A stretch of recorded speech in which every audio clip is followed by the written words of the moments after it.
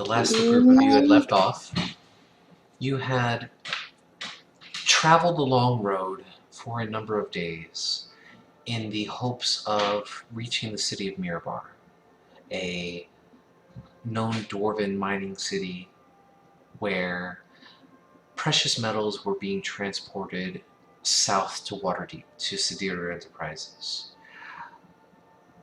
You were informed that somewhere along the Sword Mountain range, the caravan that transports these precious metals has been ambushed multiple times, and large numbers of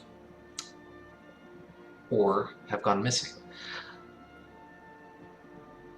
After a few interesting encounters and some delightful conversations with the cities along the way, you eventually reached Mirabar, and after a bit of confusion, were directed in the right place to the Undercity, where the major businesses lie.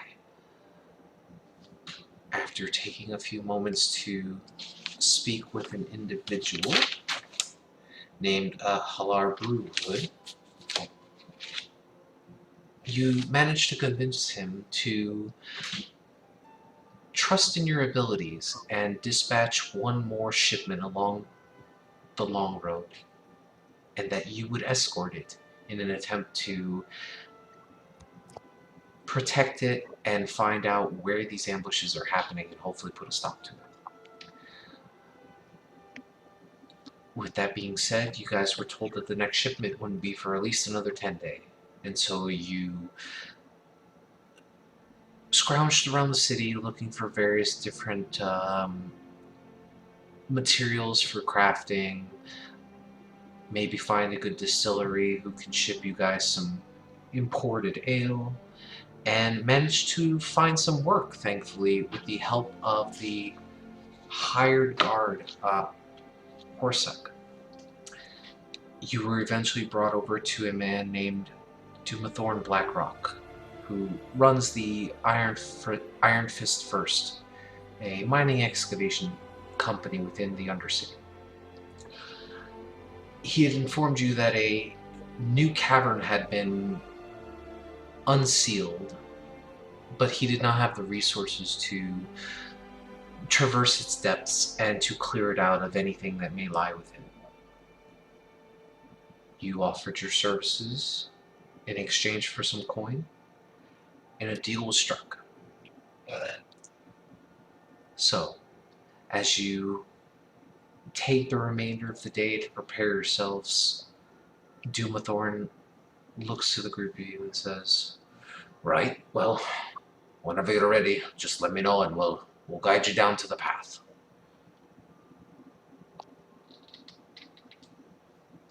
But with that being said, what do you guys want to do?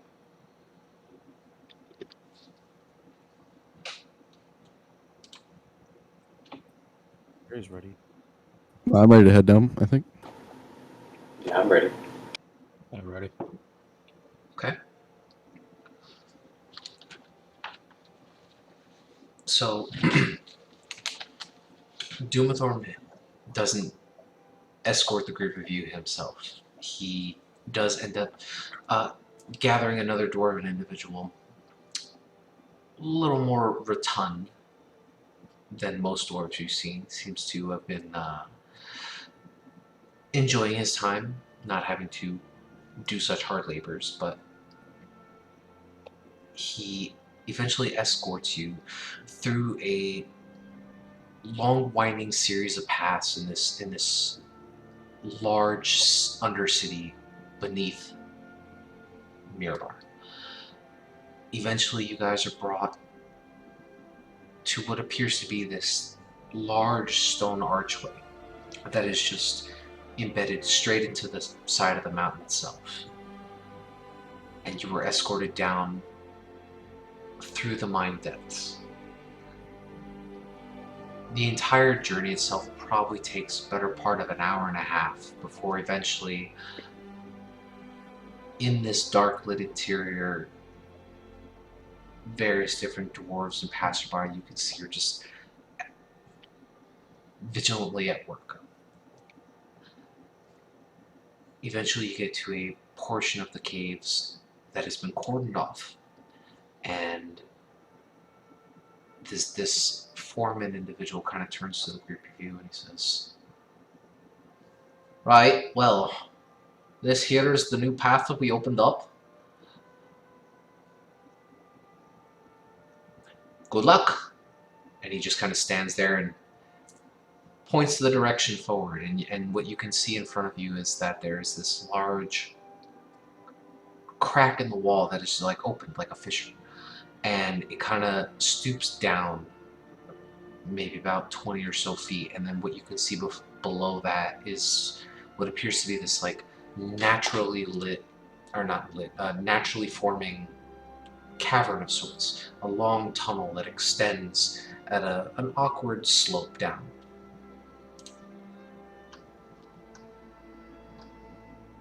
You guys one by one kind of fit your way through the fissure and slide down the path, landing rather gingerly onto what appears to be solid stone that, well, it's a little too dark in here to tell anything. That's my cue to cast light, I guess. Okay. How much do you want to bet this leads to the sewers? It's a mine. They only have sewers and mines. That would be a tremendously large sewer. Let's see here. I don't really have a visual for that, so we're just going to stay on the world map for this most of this conversation until something interesting happens. As you cast light throughout the interior of this cavern, now it sits about maybe 20 to 25 feet in diameter, and it just, as you kind of look back and forth, it looks like it slopes just forever in both directions, and it just so happened that while the dwarves were mining in this as straight of a path as they could, they ended up just bisecting this natural forming cavern. The ground's a little slick with some kind of moisture, and you can almost feel the humidity as you guys slowly start making your way forward. Why is it so wet down here? Does anyone know how it's so wet down here? If it's water or if it's something else. There could be an underground river around or something.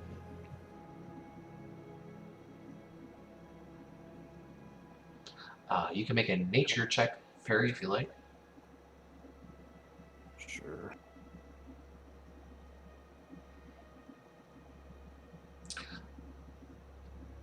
Taking a look at the cavern walls themselves, and while they appear to be, they're not smooth or sleek.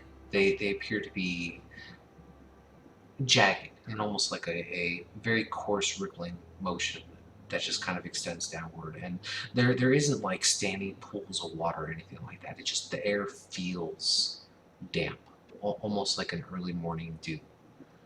You do hear faint drip here and there, and what little bits of moisture you are able to kind of scrounge around on your hands, to the best you can tell, it does feel like water, although a little, I guess, salty with it being trapped around this cavern wall.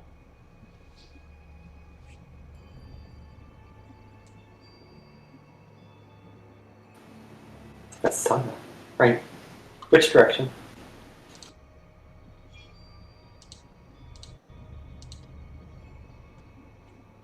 I assume we head on down. Yeah. Okay, so you guys just continue up or downward. Perfect. Yeah, I think so. I might be completely blanking, but did they tell us at all what to be on our lookout for?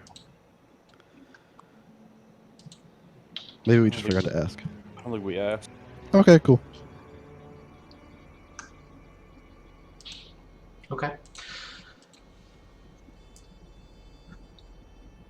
this pathway, it seems to continue for quite a while. It's not just a straight continual decline. Um, the the cavern in some instances you can see widens up very slightly and then or maybe narrows back down. Various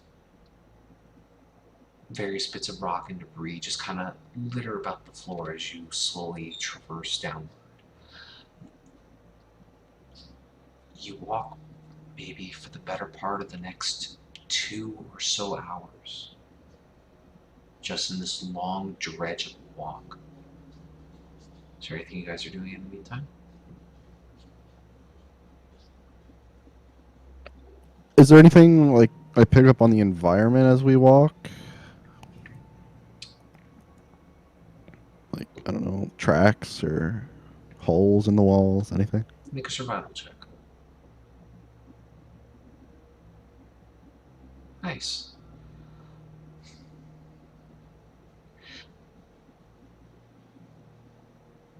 Walking down this slowly sloping and winding tunnel system that you guys are just in, you don't see any other breaks in the walls, but maybe about an hour or so into your trek, you do start picking up glints of some kind of metal or something that's reflecting off of your light spell. And as you kind of get closer to the edges of the walls, it appears that various different sections of this cave wall seem to have some kind of natural vein of ore, various different colors. You see some gold or yellow tints. You see some silvers. Can Perry identify him? He can take a moment to look at it. I'd say, yeah, he would probably recognize these as just pure gold and silver, just untapped resource. I guess through the course of our walk, did we run into anything that, like equipment or bodies or anything, or is it just basically all stone and whatnot? You didn't see any corpses. You didn't see any like gear left around. You gather that as soon as they broke open this fissure into this tunnel system, they just completely stopped and didn't want to venture further. If you recall, Dumathorn said that they don't have the manpower to clear that stuff out, so they kind of seal off the area, keep watch over it. Any signs of a fight at all when we went in? Or No, you just didn't. No, you was didn't. it, as far as I know, it's just like they opened it up and went, nope. Exactly. Just because they have quotas to maintain, and Dumathorn said that as much as they would love to clear out unexplored areas for possibly new, richer veins, they haven't had the manpower to do so, which is why you were tasked. So all these paths we've been taking down since he parted ways with us, they're all like man-made ones. They're not like natural ones. Correct. So when you guys were being escorted through the mines, you could see different bits of 2x4 and actual structures that seem to be holding up and supporting areas. You guys were eventually led through this a very long winding series of tunnels, which were all being actively mined. There were carts and things pulling back and forth, and the foreman of this part of the excavation brought you guys to a cordoned off area where there was just this crack in the wall and then this long sloping tunnel, which you guys started to descend. So, like Galarian said, they broke it open and they were like, oh, yep, we're not touching that. Talon, so with that roll, you kind of get the sense as you're looking at the surrounding of the cavern itself, it doesn't feel natural. Caves don't form like this. It's very strange. But you don't see any tracks. You don't see any gear or footprints. You don't see any pathways or other exits at the moment.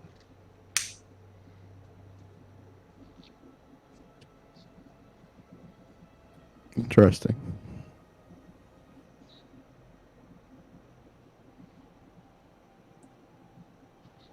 Going in towards your third hour or so of this trek, as now the ground seems to have slowly leveled itself out. I would say, let me get a marching order.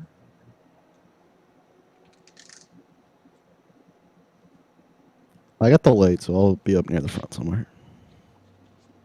Is it wide enough to go side by side? It's about 25 to 30 feet wide, this tunnel. So barely. Okay. No, it's huge. I'm joking. Oh, Whatever order we're in, Ellis is probably number 2. okay. So who can is up front? The rear with like a torch. I can go the rear with the torch. I Okay. can walk with. I think I'm up near the Light. front. Yeah, with Clarion, I guess. Okay. So if it's Yeah. if it's Clarion and Talon in the front, then I'll be next to Ellis in the second one. All right. Yeah, so I'll just be behind. Excuse me. In front of Perry or alongside Perry. Sure. Okay, so just 2 by 2, not a problem. Let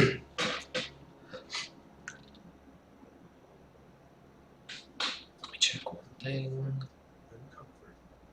Yeah, no, the two of you up front. So as you guys are just continuing onward, it's you don't see it at first because the light kind of takes away your ability to see through what's up ahead. If there was like another light source beyond the darkness, but eventually, as you guys are continuing on through this third hour or so of walking, you see this faint, like turquoise greenish hue, maybe about, I don't know, 200-300 feet further down this tunnel system.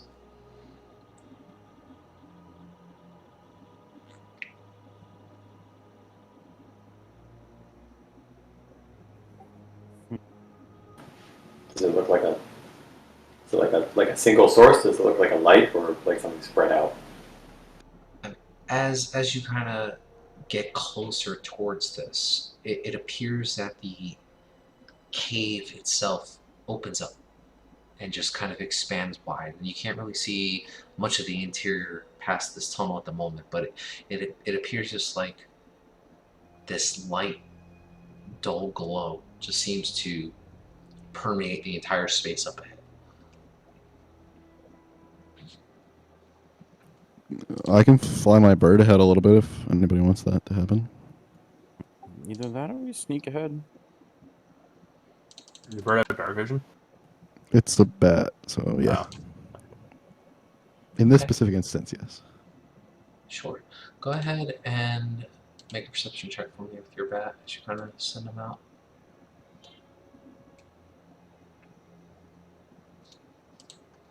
Would you have to say this perception check has to do with?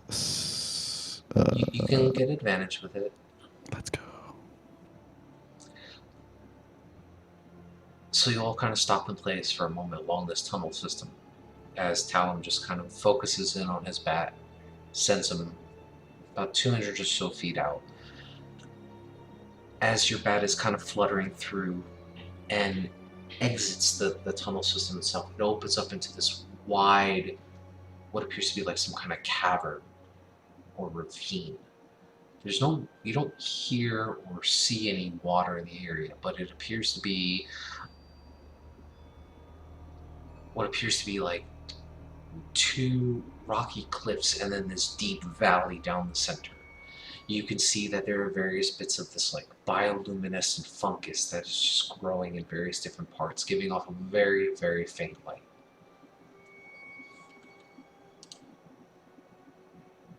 It's just some moss, It's moss? some sort of fungus thing. Oh well, that's fine then.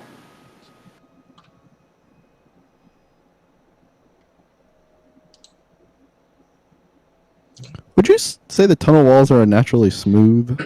I would say they are Or clean? with your survival check. They're not smooth, but almost like a rippled potato chip, where there's just a very frequent pattern to the texture of the wall.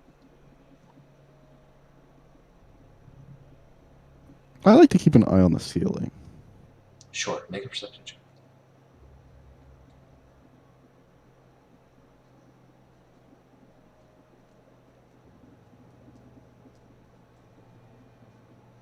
Okay. So you guys continue onward? Yeah. Okay. Just confirmation. Pressing forward. Eventually, within short order, you guys crest over that exiting of the tunnel system, and now you were in this large ravine of sorts. Various different patches of what appear to be like some kind of fungus or moss are scattered throughout various different areas within this area, central larger cavern.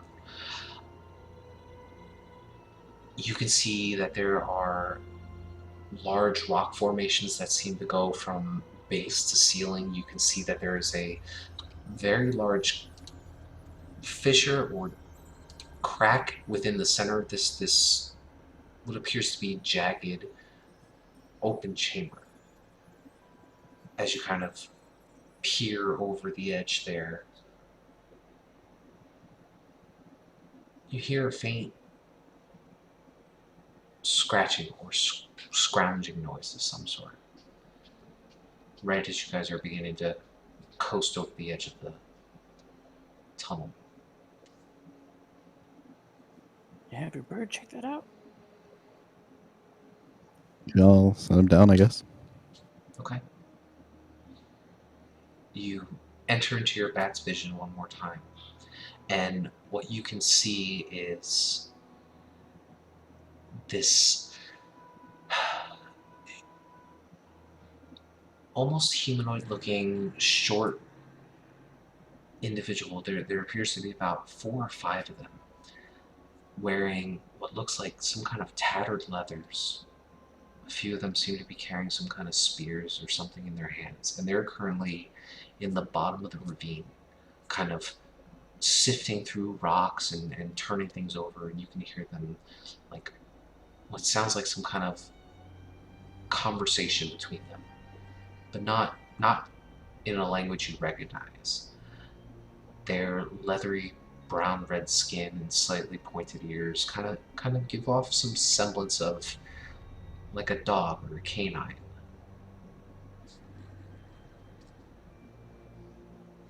But they appear to be walking bipedal. So they look kind of like dogs, but they're walking on hind legs. Mm-hmm. I'll tell the party. Do they have weapons? You do see that some of them appear to be carrying spears. You see a couple other of them have like some sort of small satchel or something over their shoulders.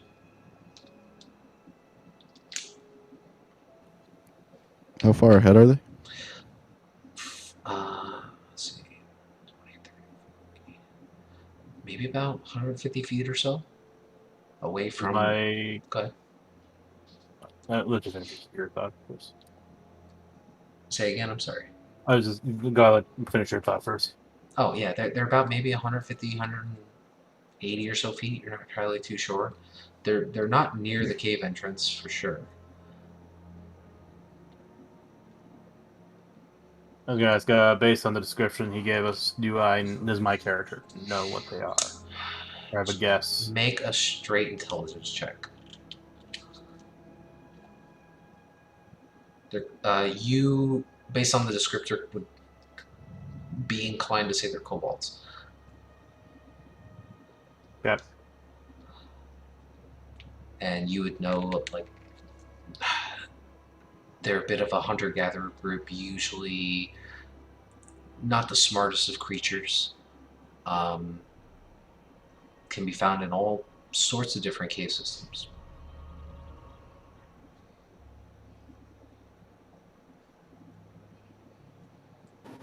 What do we do? Do we go on? Do we turn back? Let's try and scare him. I mean, our job is to kill them, right? We're here to collect ears. True, we are here to collect ears. And if they're kobolds, there's probably a lot of them. How many did you say? I think there were 5, right? That's 4 or 5, you said? Yep, that's what you saw. It's not too I mean- bad. We can just smoke them from range, right? Everybody's got some ranged weapons, spells. Sure. I got some crummy javelins. We need to get you a heavy longbow or something. All I do is attack at ranged. I'm gonna give Kalarian, if you'd like. I have this. I've never used this. I have a light crossbow. Better than nothing. I even use a crossbow. I got proficiency in martial and simple weapons, so I guess. Yeah. So you can have it. Light crossbow and 20 bolts. Thanks. Yeah. I can finally clear that out.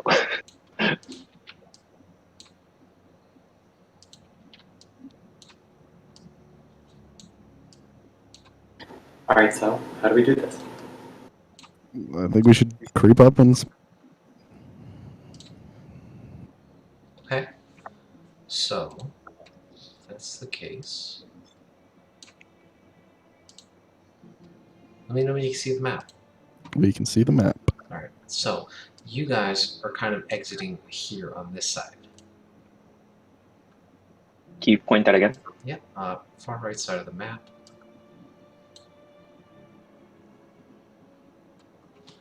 As you guys kind of exit out of the tunnel system, you can see that you guys are kind of landing like right in this open space where it kind of curves in inside like the downspout of the like the actual ravine itself. You can see that the rocky cliff sides to your left and to your right. You can see just faintly from the distance the glowing bits of moss and light that's faintly illuminating the area.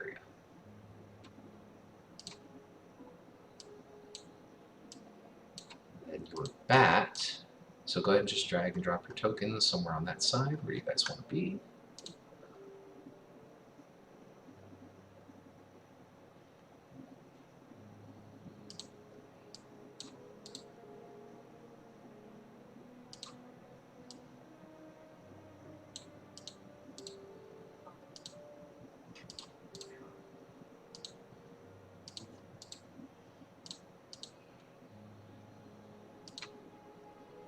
Awesome.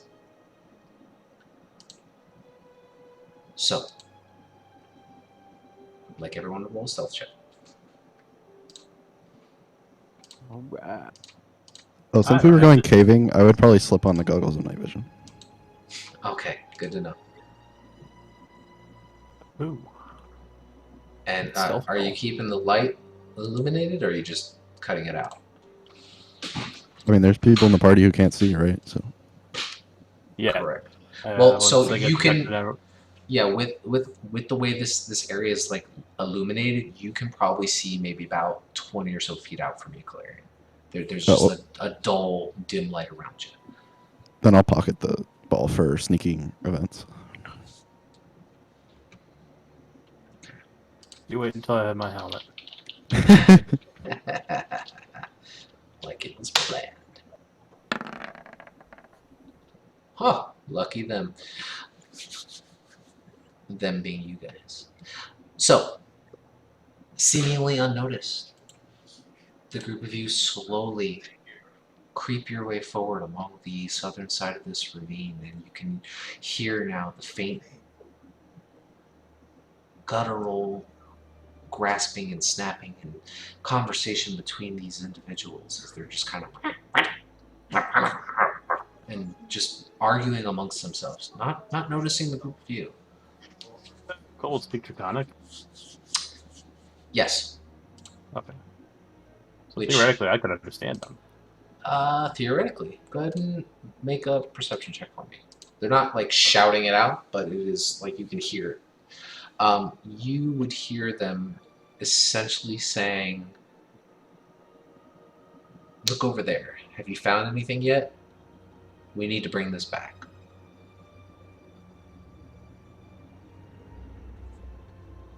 I hope my rolls keep going as good tonight. So, what are you guys doing?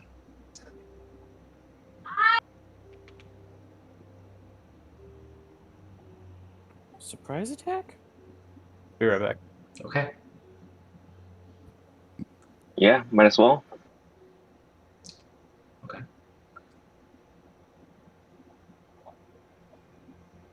Just get my light crossbow out. How high is the ridge, by the way? This ridge is, you're probably about maybe 20 feet or so in the air above this dip in the ravine.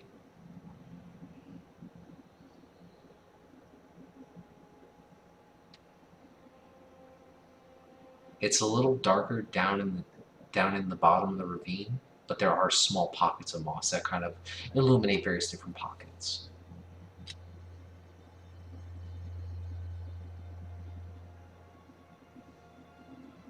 DM, I'm going to. I was going to say this a little earlier. I'm going to use the glamored studded leather to make it look like if it's like a. I have medium armor, so I'm just going to make it look like if it's like like heavy armor, essentially. Okay. Sure. Easy enough to do. So as you all kind of put yourselves into some kind of position around the ridge line, just kind of looking down, as you can see these kobolds are down, just kind of wandering about various different areas, looking for any semblance of who knows what.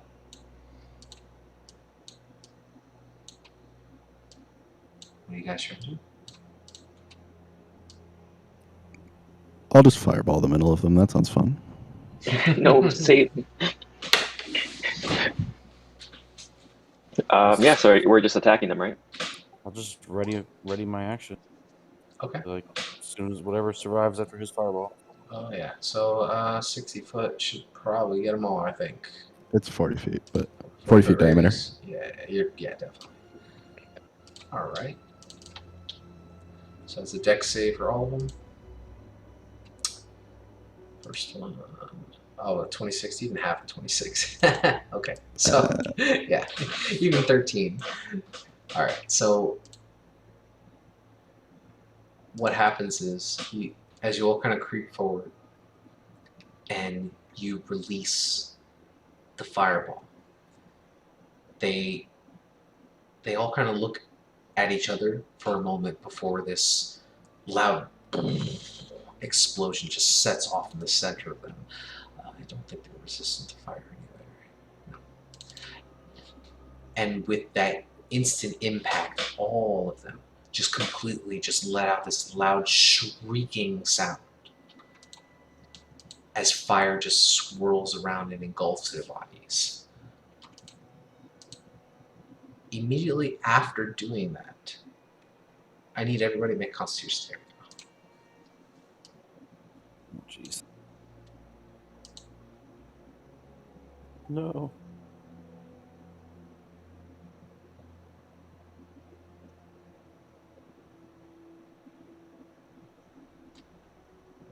So Perry, Eva, Talum. We'll need Clarion to do it too. So what happens is, Talum, what you didn't notice. I'm back. Yep, make a con save for me. Nice. As this light erupts and explodes in the center of these kobolds, and they let out this loud shriek of just pure agony and begin to start burning to a crisp, the immediate light in the area causes some of this fungus to immediately start emitting this loud, horrendous screeching sound. And you all kind of have to clasp onto your ears as quickly as you can. Perry, Eva, Talum, the three of you are currently stunned. Oof. I need everybody to roll initiative. Hold the tracker.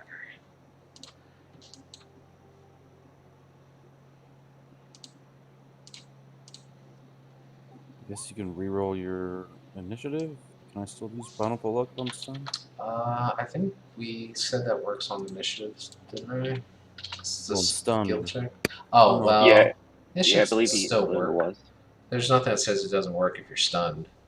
It takes the reaction, so can you take a reaction while stunned? Is the real question. Oh, that's a good point. So I guess what did I miss that a lot of police eyes? So Talon released a fireball in the center of all the Huh. kobolds. When they all screamed out and died, the light that radiated across awoken some of the fungus, and it let out this horrendous scream. Was this banshee fungus? You're not sure. Just a stunned creature is incapacitated, so if you were incapacitated, you probably can't take reactions. No actions or reactions. Correct. So Stuck with the you will one. not be able Sorry, to. Clarence. Sorry about that. Okay. Do that.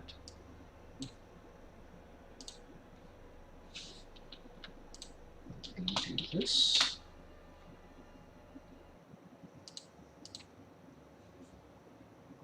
Now, as all these kobolds immediately begin to die, and the loud shrieking comes from these creatures, you feel the ground begin to shake and rumble, and as you kind of peer over as best you can, looking down to the ravine, these massive, armored, chitinous hide-looking like creatures spring forth and begin to devour in whole these dead kobold corpses. Those look familiar, but I don't know what the hell they are. Does my character know what they are? Your character would not, unfortunately. Oh, the ears. Get these guys into the initiative. This is his master plan to make sure we don't get any ears. Well, if we kill them, we can cut them open and get the ears. Very true. Very true. Depending on what these things are, I don't know. Maybe their bellies are made of ant or some shit. Alright, so. And we steal their bellies and sell it for a ton of money. Alright. Think of all the epic loot they must have swallowed recently too. Eva, Partner? you are currently stunned, correct? So you're. I Yeah. stuff. So this didn't happen like at the top of when you guys got stunned. It took a few seconds for these things to burrow out and swallow these creatures. You guys were just kind of stunned there, so you're just going to lose this first round if you are stunned. So I do need to be right back in. My food just got delivered. Okay. So unfortunately, yeah, go ahead. Oh, it's okay. I'm on the lower end of the turn order. Sure. So Eva, you will unfortunately lose that one turn, but then you'll kind of shake it off at the end there. Ellis, you are not stunned. What are you doing? Ow! Hey! Stop! What the hell is making that noise? I'm gonna give you. I mean, can I? I'm gonna give you a radius of light. You're kind of getting about 20 feet of light. I mean, I have dark vision, so Oh, that's right, you do. So no, you would be able to kind of run forward and see. all right. Belt is awesome. 5, 10, 15, 20, 25. Yeah, and as you peer down into this, the center of this ravine area, you see these large, like, extremely heavily armored monsters with these, like, I don't even know how to best describe it, almost like looking like a fish head, and they're just currently in the process just like munching on these leathery skinned creatures that are just burned to a crisp. They're kind of looking up at your direction. Okay, well, I feel safe up here. There's no way those things could get up here. With this 20-foot ledge between us. So I'm gonna go over here, and I'm gonna try and shut up this stupid mushroom. Yeah, go ahead and roll an attack. I guess I'll use my hammer to try and shut up the mushroom. Sure. It's still currently wailing this horrendous screech right now. Not reckless, just a swing. Yeah. And Oh wow. Okay. So you slam onto the top of this terrible looking mushroom that is just it appears like the center underneath the top of it is just like ripping open, and it doesn't like have a mouth or anything, but it appears to be giving off this shrill like shriek as it's just vibrating in place. You slam onto it with your hammer. It's still standing or still alive, but the shrieking has gotten a little weaker. Alright, I'll attack again. Go Shut for up, mushroom. Whack. Whack. Oh, shit. Hey! He's stunned, so I can't re-roll it. Unfortunately. So you just try to pulverize this mushroom into place, and the first one dealing a lot of damage. The other now it's starting to roll and move around a bit. That was such a good damage roll. Well, that's the end of my turn, and this mushroom won't shut up. So, I'm good. All right. Perry, unfortunately, you are stunned till the end of the round. How big are these mushrooms? They're tiny. They're super small. Can we just blow up a baby myconid colony or something? No. These are just shriekers. But Talon, you were unfortunately stunned at the end of the round. I have a important. Yes. It's the end of the round, so like if I was attacked, I couldn't cast shield until the start of my next turn. That would be correct. Awesome, cool.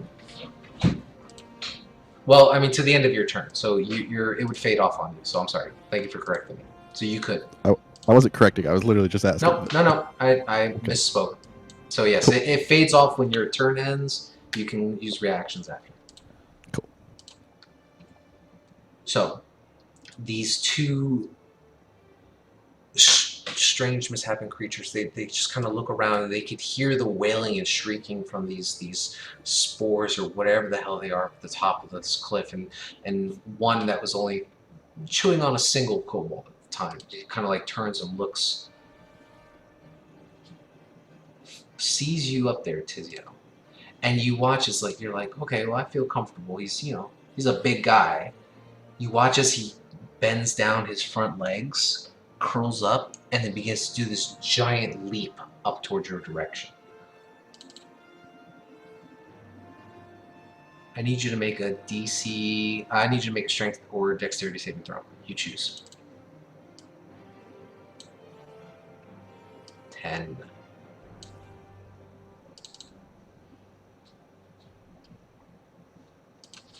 So, surprised that this thing can jump as nimbly as it did. It immediately just bounds, almost arcing about 30 feet in the air, well over your height, and just comes landing slam down right onto you. You take 9 points of bludgeoning damage. Oh, no, 10 points, sorry. Don't know why it didn't show up.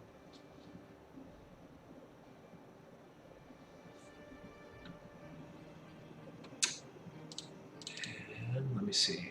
And then you are knocked prone.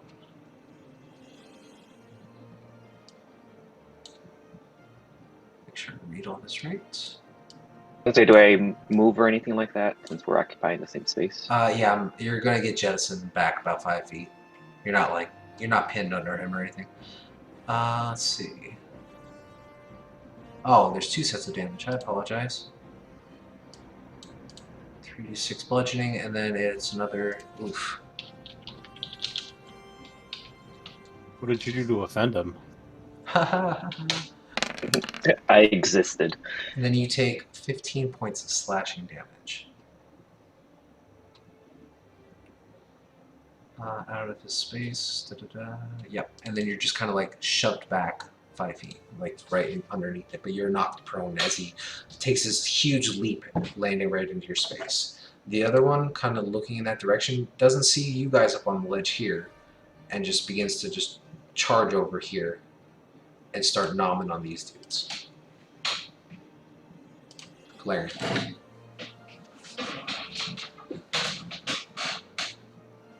So, you got this big ground whale looking thing that looks like it destroyed Tizio a lot. Yeah. And then these two things down here. Are those the mushrooms? Yeah, these are the mushrooms that are currently just shrieking out like crazy right now. Okay.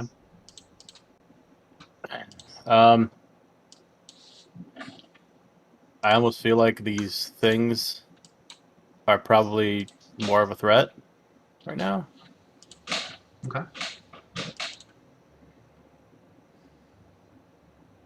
Well, I suppose if these things are continuously shrieking, are we going to have to roll a saving throw again? You're not sure. But you do notice, I would say, well, when we get to the end of the round, you'll see. Sweet. I'd love to hear. Well, then I'm gonna swing at this thing. Go for it.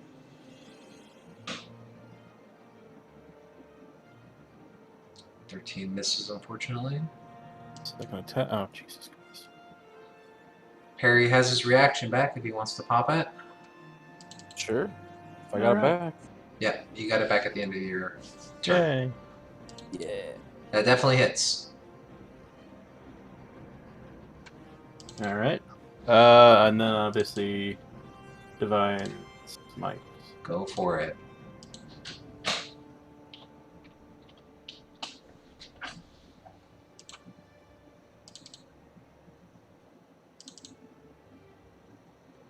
Eight points of radiant. Perfect.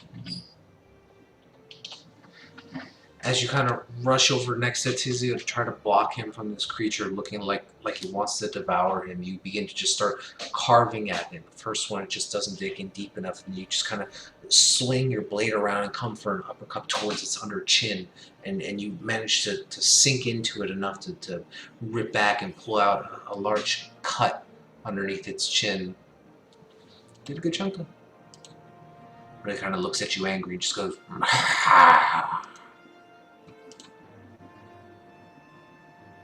Staying where All you are? right. Okay. Tizio. I'm just going to disengage and move back here. Perfect. That'll be the end of my turn. Alrighty. At the end of the round, those creatures, those spores that were shrieking, now that the bright light has started to subside and it's gone back to that dull, low lit area, the spores stop shrieking. Yeah, I made a good choice. Eva. All right. First, we're going to say, "How dare you eat our cobalt ears, you stupid gray dirt whale!" Okay. It's a wisdom save, right? Yeah. Because they're so good at that. He rolled a 16. Jesus. Okay. And then she'll say, "Cut it to pieces, Calarian. Have yourself an inspiration die." Nice. Go ahead and take a d8.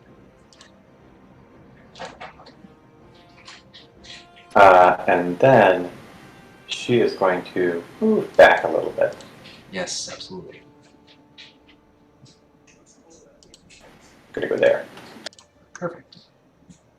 Hey DM, quick question before I forget, because I forgot Yes. to ask her in my turn. What's up? When it obviously, and I'm sorry, obviously I stood up. I'm not sure if that was the correct distance. Oh, yeah, so you half your movement to stand up, so you probably get 15 feet of movement, so 15. Yeah, so that's fine. If you want to go there. It's your choice. The creature, like it's because it looks like metalish. I'm not sure if it's metal or like gray on top of it. Like, was I able to tell?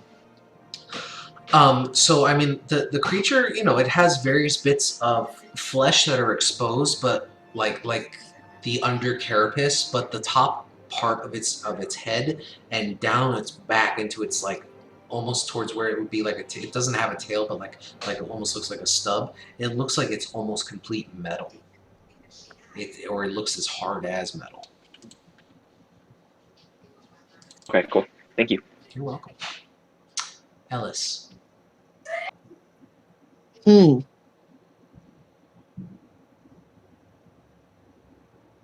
Nah, Calarian's got it. I gotta focus on what's at hand right now. I'm gonna rage, and I'm Okay. going to attack the mushrooms Okay. again. Sure. They're not shrieking. I don't know if you caught that part. They're not shrieking. They stopped when the light from the fireball simmered down. They stopped shrieking.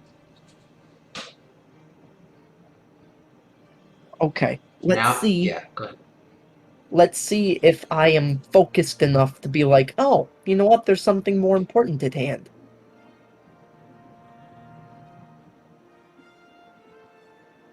Okay.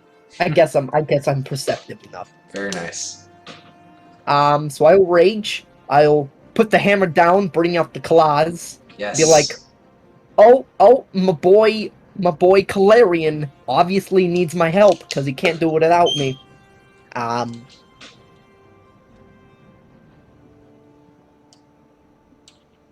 see, 5, 10, 15, 20, 25, 30. Do I want to push him off? No, I'll keep him up here. I would like to make my first attack a grapple. Okay. So the creature's considered large, so I mean you're not going to reduce its speed to 0, which was something I should have corrected when you grabbed the dragon. You can grapple the creature, but because he's larger than you, you're not going to be able to reduce the speed to 0. You'll be able to hold on to him. It would half his speed.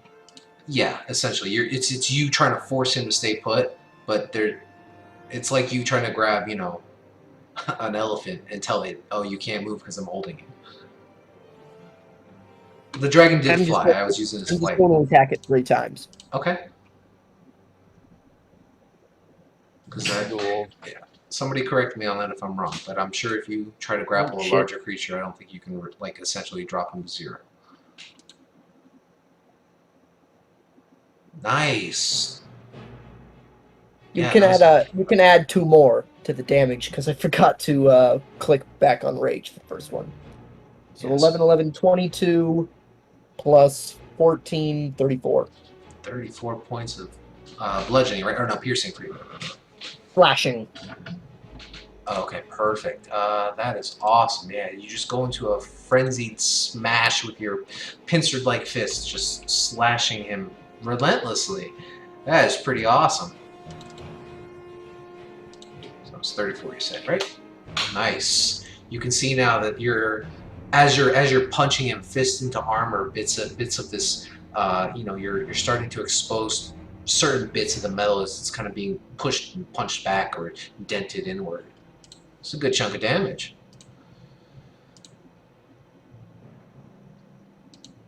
How's it looking? It looks like it's hungry. And I will say, competition starts now.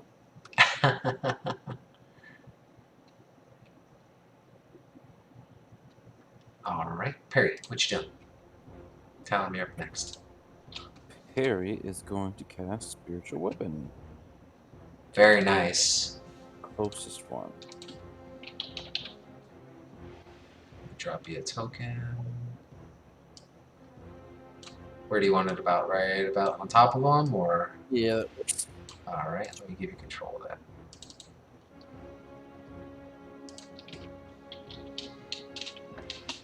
All right, you got it. Go ahead and make your spell attack. 16 does not hit, unfortunately. Just Bummer. misses. And since I got my crossbow out, I'll shoot at it with it. Okay, yeah, go for it. 24 totally hits. Yeah, and you kind of see that opening that Ellis is now just punching into the side of this thing's hide, and you just kind of aim for that spot. It just goes right under Ellis's arm and just right into the side there, and it lets out this loud roar. Just kind of looks over in your direction for a moment as it still thrashes in place. It's awesome. Got him. And that's it. All right, tell him. I will kind of move a little bit away from the edge. Okay. Well, maybe not there. Like, I'd move diagonal. Okay, something like that. Then I will mind sliver the big evil man. All right. That's wisdom, right? No, intelligence. Intelligence, even better. What's the minimum intelligence required?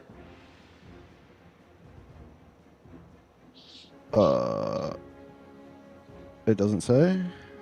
Okay, I was thinking of something else. I think that's mind whip. That might be. He fails. Go ahead and roll damage. 8 damage. 8. Very nice. And a -1 to his next saving throw by the end of my next turn. Perfect. I will note that. Great. How would you describe your mind sliver? A thin lance of like purplish energy erupts from my hands and slides right into his brain. Nice. Yeah, and as you you guys kind of faintly see this faint silver wisp just kind of like lash out at him, and it just almost hits him in the eye, almost disorients the beast as it kind of rears back a little bit, just looking extremely angry. Brings us to their turn. This one up here on the ledge is going to just immediately try to bite down onto you, Calarian. No.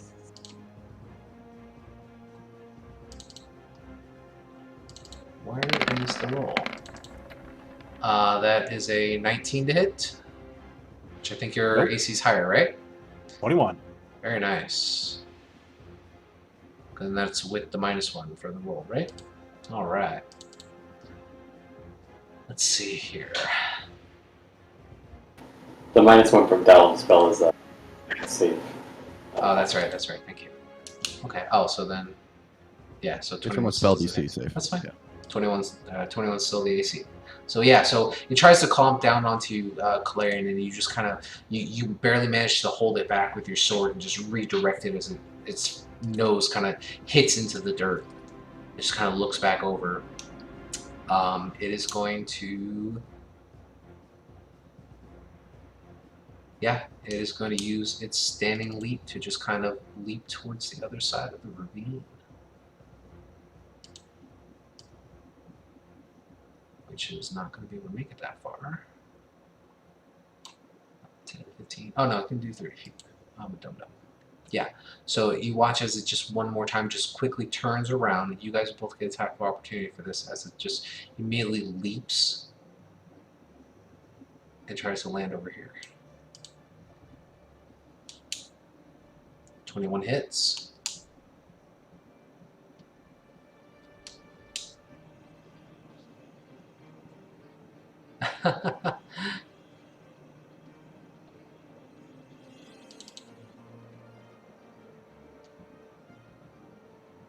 Yep, jump 30 feet. Calarian, are you going to take an attack of opportunity or no? Yeah. Okay, Good no. just barely misses, unfortunately. All You do right. have inspiration. Roll the inspiration die. You do? Oh. What is that, a D8? Yes. Yep. Yeah, definitely hits now. All right, with the pleasant words of Eva just kind of ringing into the back of your brain, just reminding you to stay calm and focused, you swing true as this creature just leapfrogs from one side of the ravine to the other. It looks pretty rough. The other one is going to start moving forward. Let's see here. No, actually, the other one is going to immediately start digging underground. And that's his turn. Calarian.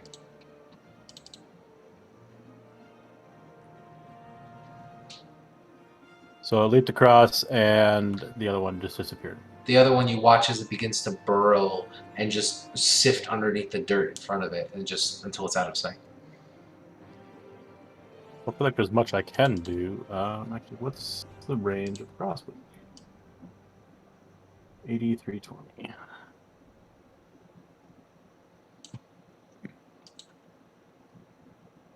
Guess I'll try to shoot with the crossbow. Go for it. Nope. Yep. You get 2 attacks with the crossbow? Does that extra attack not apply? Nope, you're absolutely right. You Huddle. have to load it. Yeah, that's what I was thinking at first, because you don't have the... Is there not a... Yeah, I think without it takes you can only take 1 attack per action because you have to load it. I also thought that was correct. But we'll let it roll for now until I double check. 23 does hit, yeah. Yeah. And you can see now that it is having a very, very hard time staying up on the edge of that rock. It is slowly starting to sway as it tries to gain its footing.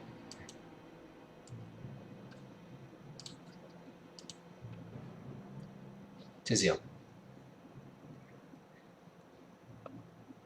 Is it like very injured or anything like that? It looks extremely... Okay, I will just go ahead and try. It looks metalish, so I'm gonna try my lightning launcher here. Alright. 120 foot range?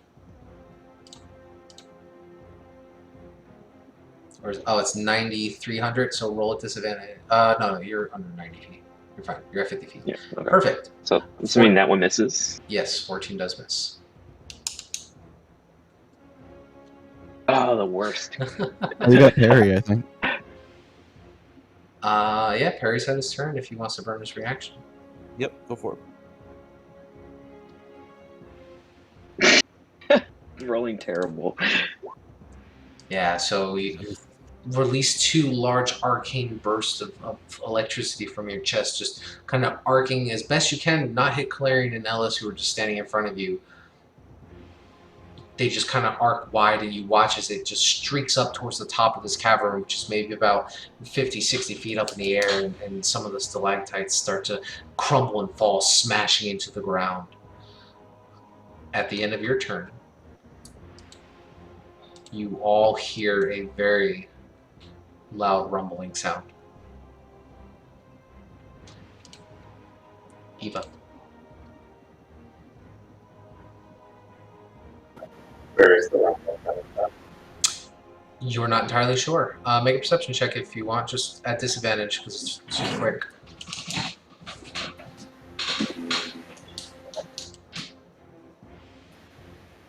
It feels like the entire cavern is shaking.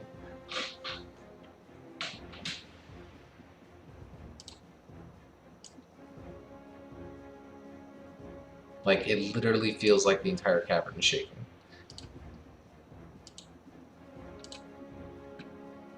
But, what are you doing? I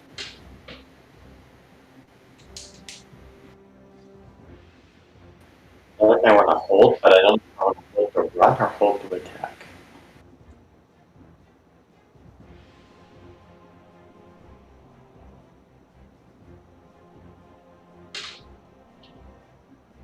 It's up to you.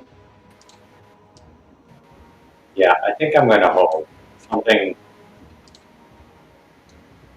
horrifying that would help some person out of the crowd that would run away. Oh, If others start running, I will run. okay, so if your allies start running away, you will run away. Got it. Ellis. Great. Well, is the shaking in my head or is it in the cavern? Maybe the cavern's shaking. Well, you know, I don't really see anything else around that would be causing a cavern to shake, so I'm going to assume it's the monsters. I'm going to take 1 step back, Okay. and then I'm going to run forward and try and long jump to this bullet. Okay. What's your strength score? It is 18. 18, right? So you should be able to jump a number of feet for your strength, right? I think it's Is that it? Let me check. That's a spell. Movement jump I knew its name started with a B. Let's see. You cover I a don't number know. of feet up to your strength score. So you can, Oh. if you run 10 feet, you can jump 18 feet. And then you're 20 feet up, so you can kind of arc. You're basically, are you trying to make it here? Or are you just trying to jump down? I mean, is the bullet next to the floor? No, it leaped from this end of the ravine to the other 20-foot high, just on the edge. Shit. Like, oh, it's like there's an edge like right here. It's like literally like perched right on the edge of it, and it's losing a lot of blood quickly. Okay. I can't jump that far, so I'm going to run over here and try and jump across the shorter one. 15, 20. Okay. Yeah. So we'll say yeah, because you'll get right about there on that very edge. Just make an athletics or acrobatics check for me, your choice. Okay. And you get advantage on them, right? That's awesome. Yeah. Yep.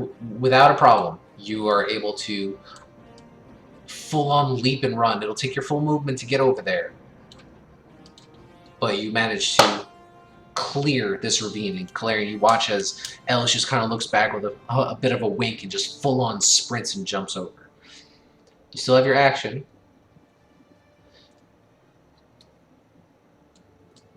Action dash. You got it. Oof. Right. Yep. Perfect. At the end of my turn. Okay. Perry. I will. 20 feet closer. Okay. And I'm gonna cast lightning bolts on the other beast. Nice. Go for it. Yeah, that definitely hits. How do you want to kill it? Nice. Just hit it right in the eye. Right in the eye. Perfect. Yeah. So you watched as it leapt and jumped across the ravine. Then you watched as Ellis tried to rush over to catch up with it. You just kind of focus and grab onto your holy symbol, and as you give a slight prayer to Morden, you just release this bright radiant beam that kind of shoots at it. And as it's kind of teetering on the edge there, it slowly turns in your direction. It just pierces right in through its eye socket, and then you watch as there's this bright flash, but it's kind of contained underneath the armor. And then you watch Ellis that as the tongue just begins to loll out in front of you, bits of bone and blood start to come out of its mouth as it begins to slowly fall backwards and off the side of the cliff. Alice is gonna be mad. What's up? Alice is gonna be mad. Actually, I will leave that there for size. What else are you doing, Perry? Are these mushrooms still like enemies or? They're not currently shouting. Actually, let me check something on guiding bolts. Because I don't think it emits a very bright light.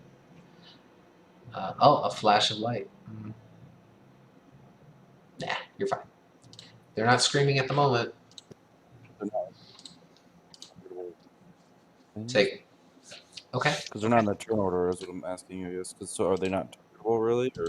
They're no. They're not. They can't move. They're not trying to attack you. But something triggers them. You just haven't done anything to trigger them. Well, that's both my bonus and action, so I will Ghost Aquarium. That's it. Okay. Tell him. The bullet thing is dead, still rumbling. The ground is still shaking, yes. And now as this large creature begins to start rolling and falling and smashing down towards the floor, the rumbling is getting louder. I guess I'll hold a mind sliver for something to pop out of the ground. I don't really know. Okay. Actually, I'll just touch one of the mushrooms. That sounds fun. Sure. The one Ellis was beating up on. Yeah, sure. I'm pretty sure it's gonna fail. Oh, you failed, unfortunately. Wait, Perry can help me, right? Right? He has Yeah, burned he his has it. reaction. True, I suppose. Yeah, go for it. 10. Uh, 10 will do it. Yeah, easy enough to do. You just kind of lash out at that object in a bit of frustration just to make sure it stays quiet. And it does. Anything else? No, I mean, I guess I'll take a few steps back, but I don't really know where to go because I don't know what's happening. All right. So, one of these large creatures are dead. The ground is shaking around all of you. Suddenly, you watch as the other one that had burrowed underground has now popped back up in place. He lets out this loud, bellowous roar as he looks over at his companion, and then looking back to the group of you. But then he notices it too. Striking up directly underneath it, a large, monstrous, purple-looking worm just erupts from the ground underneath it, capturing this creature in its jaws, and with one large swallow consumes it. And we're going to take a break. And a run. Fuck that. Get it. If we don't move, maybe it won't notice us.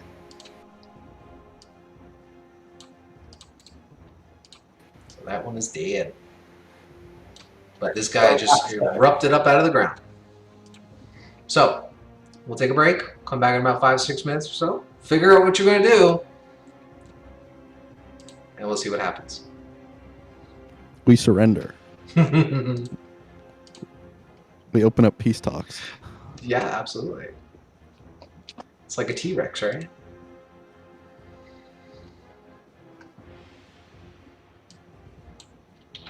So for those of you watching, I appreciate it. Please stay tuned. We'll be back shortly.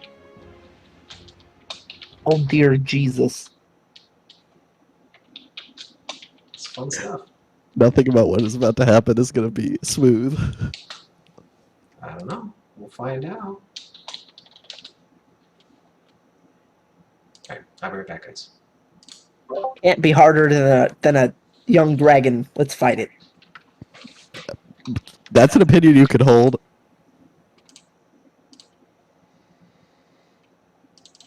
I don't think we have a choice but to kill it. So, got everyone back, I assume? Yeah. Alright. So, with all of the commotion going on in the cavern and just large entities slamming into the ground and the ruckus of the fighting and just leaping and screaming, this gigantic looking worm monstrosity just appears out of the ground, completely encompassing the armored looking creature that had just popped up before it. And you watch as it shrieks out in pain as it attempts to try to struggle, but the large toothy maw of this creature just slams down on its hide, and you watch as the armor and the tendons of this creature just begin to rip in half as it begins to slowly start to consume this creature. So let me get rid of that. Let's see where it ends up in initiative. Well, I think we should run.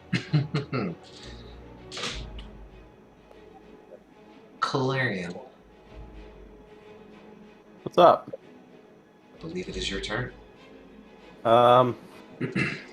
You watch as this creature now looks to extend about 40 or 50 feet tall, as it just completely stands straight up, swallowing this creature. And as it's done, it looks around, and you can hear the snarl of its voice, as if it's trying to sense you. Nobody move. Especially you, Ellis. Do not move. I suppose I'm gonna ready like a dash or something. Okay, so you're just holding your action to dash. What's Yeah. the trigger? It coming near me. Okay. Tizio, what are you doing? I'm gonna same thing, taking Calarian's lead. I'm gonna just ready my lightning launcher. Okay, if it tries to come near you, you're gonna shoot a lightning launcher at it? Yeah, if it attacks any of us, I guess. Okay. Eva. Right, mister. Here's what we're going to try to do. First, I am going to cast Silence on its head. Interesting. Go ahead and throw the spell up for me. Let me see. Sound within or passing. Interesting. I like that.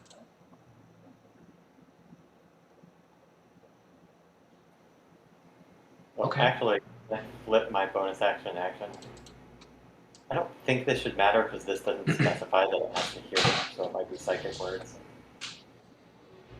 But I'm also going to drop unsettling words on it. Okay, so you're gonna say something at it? Yeah, it doesn't actually specify that I'm clearly talking to it, but it doesn't specify it has to hear me. So Well, I mean, it's. Well, oh, I see. You're seeing if the creature has ears or not. I understand. Okay, but you are going to be speaking because you're spinning words laced with magic. So I mean, that implies I'm speaking. it's up to you. Yeah, I'm speaking. Okay. I'm going to try to convince it with a gigantic purple dragon worm that it shouldn't have come here. It should be very scary. Okay, so it needs to. It just gets a. I'll roll a d8. Okay, go ahead and roll that. It can take 5 off Takes this next 5 off. round. Very nice. There's no spell DC for your sphere. It just pops up.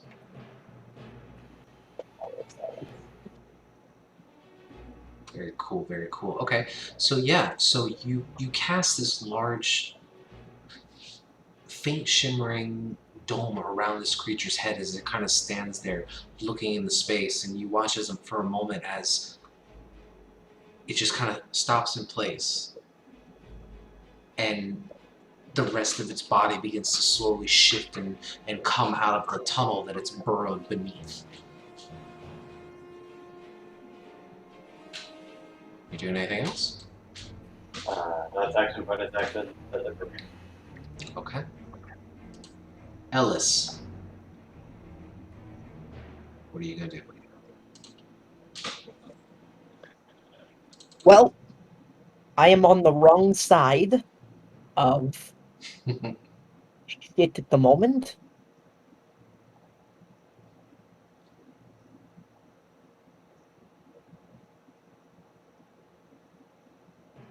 I don't really know if Ellis necessarily knows that it sounds so out of fear and saying, "Oh shit, this thing is big. He's gonna run away." Really? Okay. I mean, Ellis Huh. doesn't know shit about monsters, so yes. Okay. Where do you run?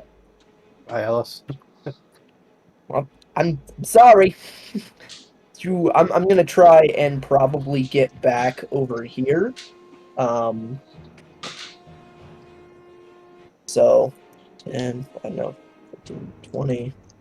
Well, now I'll ask you this: are you trying to be like quiet about it? You can move a half movement to be stealthy if you're trying to just slowly shift away from the creature. Would you like me to make a nature check to see if I understand how worms work? That's up to you. I'm totally cool with your ruling if you don't I know don't know anything how about worms monsters. work. I'm I'm just running away. Okay, yeah. If you're just full on running, feel free to move. That's a natural 1 on my nature. So I'm booking it, and I'm going to try and jump across the ravine again. Okay. By me. Make an athletics check for me, please. Awesome. This is Be so sure to cool. hug Galarian when you get to the other Oh, hug him so much. Oh, I ahead. just give you a character sheet now. Easy enough to do, thankfully. You're able to leap with the rest of your action to kind of make a full-on jump over. And you kind of land there by like precariously for a moment. You stop and you just kind of catch your breath for a moment. 25, 15. That's 20. So I still have another 20 feet of movement. You do, if you want to keep moving. Yeah, I'm fucking booking it. Okay. All right. It's the end of my turn. Perry. I don't really say anything this round. I just pant and run. Okay. Perry, you watch as Ellis leaps back over the other side of the ravine.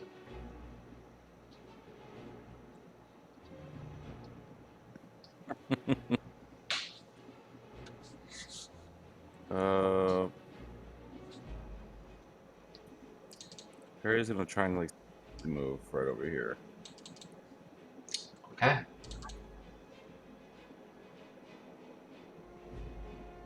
And just ready. Freaking. I guess my spiritual weapon attack. Okay, so you're going, because your spiritual weapon is literally like right next to this creature as it emerged. So it is right there, but you can ready it. What is your trigger? If it attacks us. Okay. No, Yeah, I'm gonna cast slow on the big ass worm. Okay. Is that a verbal? I mean, it has silence around it, but yes, probably it has Sure. verbal components. Yeah. Okay. Let's see.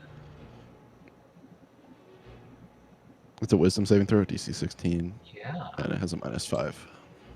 Super good to those. No, it super fails. Great. Cool. So it's slowed, and I'm concentrating. That's a action. Yeah, I'm good. Let's go for it. Okay. Currently has a -2 to its AC. And a bunch of other things. And a bunch of other things. Can only move half its speed, can only do one attack. Excellent. That brings us to the creature.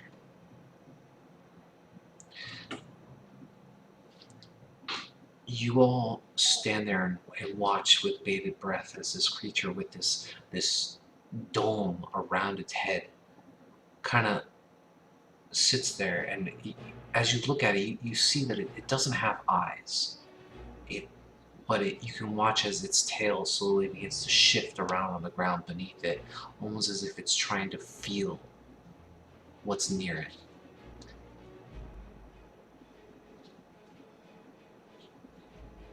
It comes into contact with the other large creature that fell down beside it, and as it does so, just in a blind strike, immediately turns to it and strikes down onto it.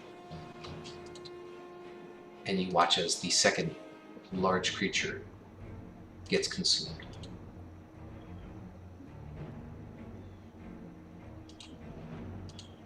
Galarian.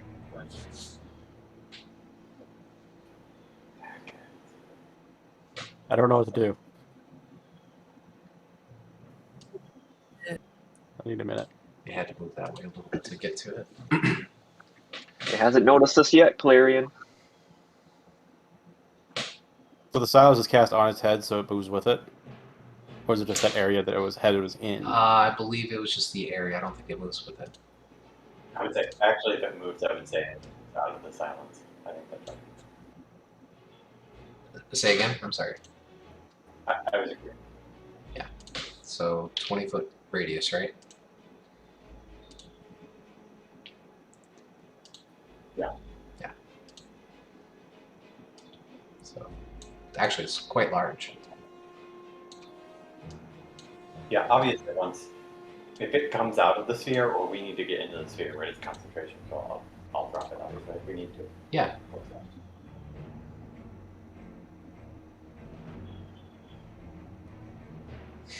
Yeah, so it is a quite large sphere of silence, so thankfully. But what are you doing, Claire?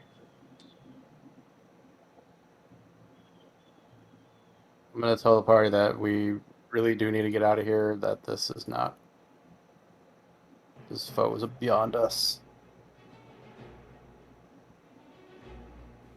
We can't run. Well, let's silently leave.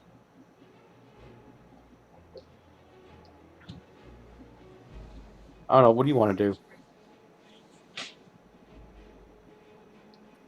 I can take it. It's slow. I think we. Fucking tell him you're such an ass. I mean, that's basically what it's gonna end up being, probably. I think we can get it slow for the whole fight, and I think its wisdom is bad, so I think I can get disadvantage on its attack each round with Vision Conquering. I think we have a shot. Well, let me look through my repertoire of shit that's probably not gonna help us too much.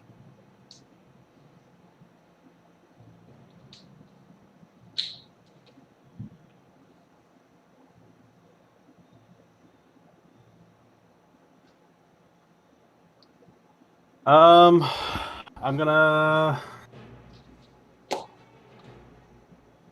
I cast Bane on it. Oh, okay. Does it have to make a save? I believe so, right? Charisma? Charisma. Yep, I can't imagine a purple worm's extremely charismatic. yep. Swear to God, though, if you beat the DC. Well, it's not very good at them, but Yeah, but you have a habit. Okay, he did not. he did not. All right. So he is Bane and slowed. Ignore that second. Oh, I'm not whispering rolls. Let's do that. That's an action. So, and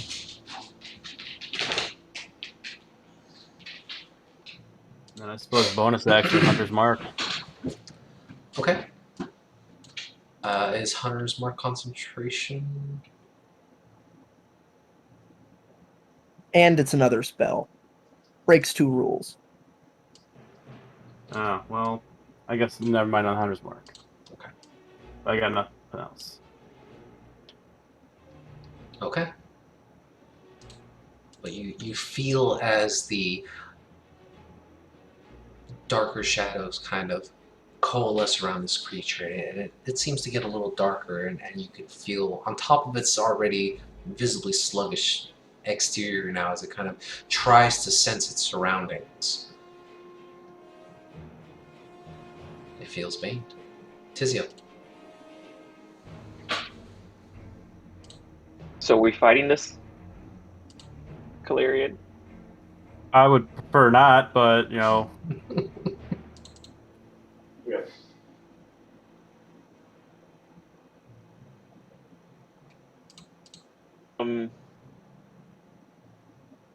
Feels like I'm alone on the whole run the fuck away front.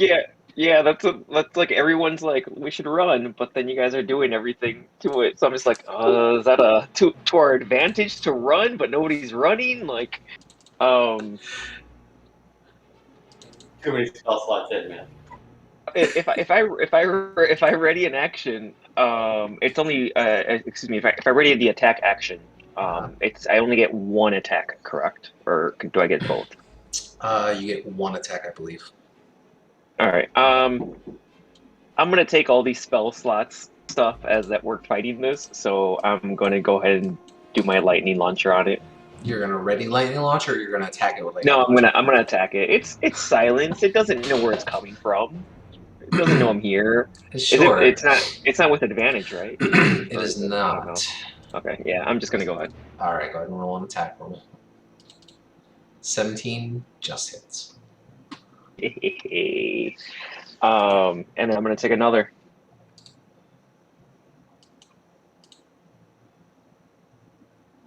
Uh, 12 does not hit.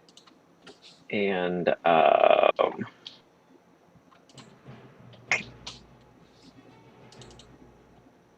I will to the edge of the map, I guess. All right. I'd move further, but I don't want to go beyond the edge of the map. Yeah, no, okay. Yeah, so you charge up the electrical energy within the center of your chest, and you release these two large streaks of lightning towards this creature. It pierces through the silence, and while it impacts, you see it thrash around inside this silence, but you don't hear anything at the moment. But its head turns in your direction.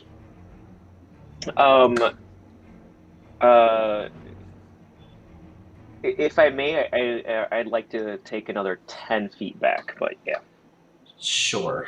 because the range on my thing is 90 feet, so yeah. Mm-hmm. So you're 10 feet off the map. Got it.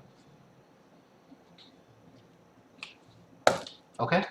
Yeah, that's it for me. Eva. So,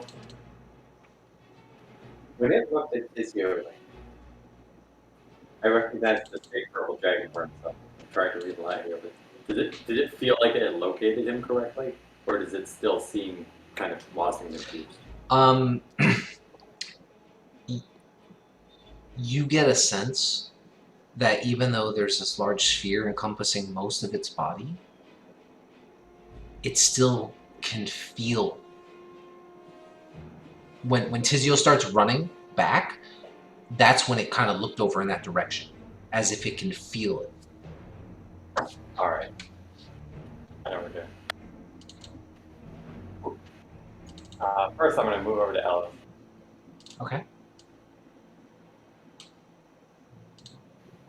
I'm going to say, I can get it, buddy. So take an inspiration die. I'm dropping concentration. On silence? Okay. And Ellis can fly. Okay.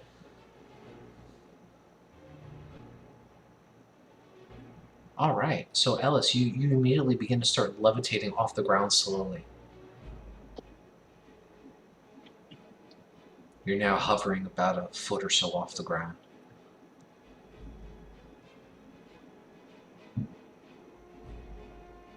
Nice.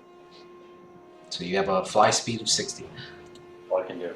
I've given you flight and inspiration.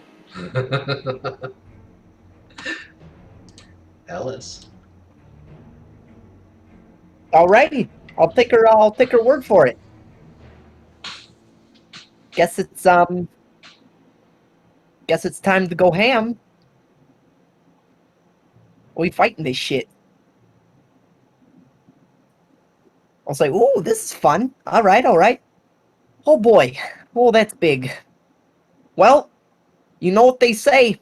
The bigger they are, the more they can eat. I will, fly over and yeah, fuck it. Reckless attack with the claws. Okay, give me 1 second because the token has a change that I need to fix on it. Yeah, go ahead and make your attacks though. Great.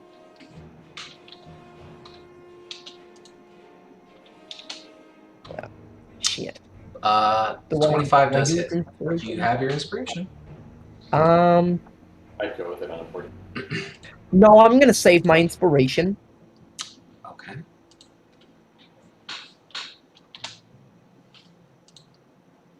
Okay, you dive headfirst towards this large creature as it's just kind of looking over in that direction, like, and then you just immediately start punching into it.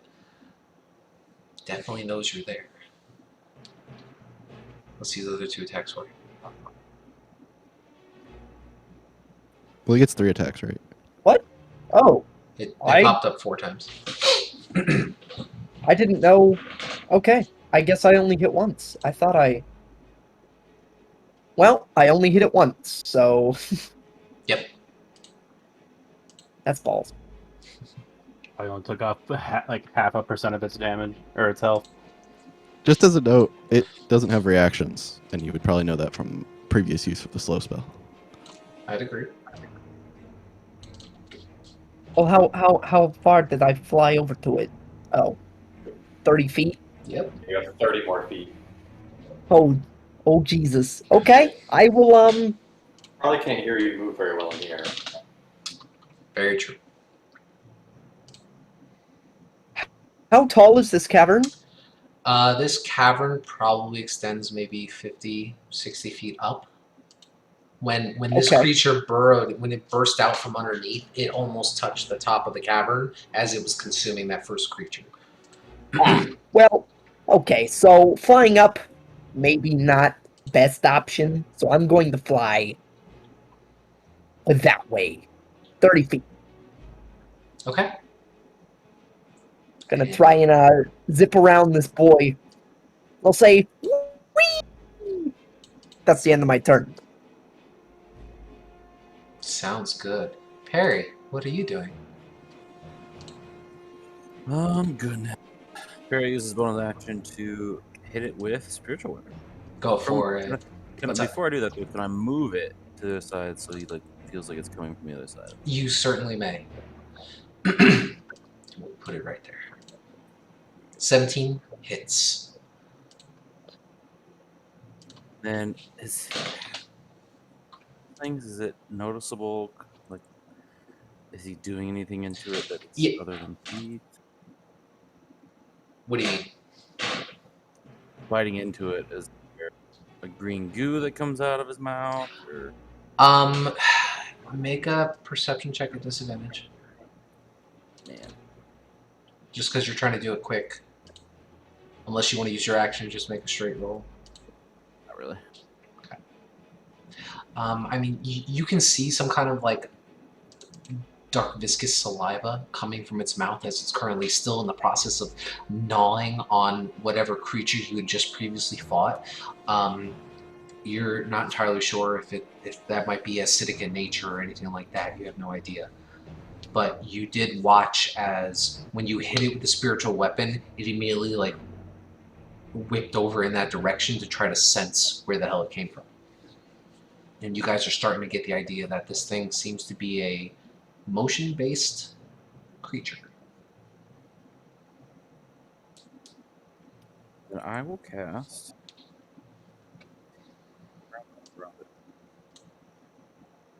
You're gonna cast Entangle? Okay. Let's see, is there a size limit? Not say. But it's a strength save, so Yeah. hopefully. Okay. So let's see. Slow doesn't affect the strength save, and he doesn't have anything else but Bane, right? Which is the D4 to saves. Yep. All right. So let's make a strength saving throw. Let's roll a D4. 4. So 19. It's fine. Yeah, so you try to lash around the base of his tail to try to keep him restrained and in place, and as you watch, like just from over the edge, you see him, he just kind of flicks it, and the vines just snap in pieces, fall, and then just disappear. And that's my turn. All right. Well, it's still up for a minute, so it's still there. All right. Talon. I am going to, on this turn, cast Mind Sliver. All right. Wisdom save. No, Intelligence save.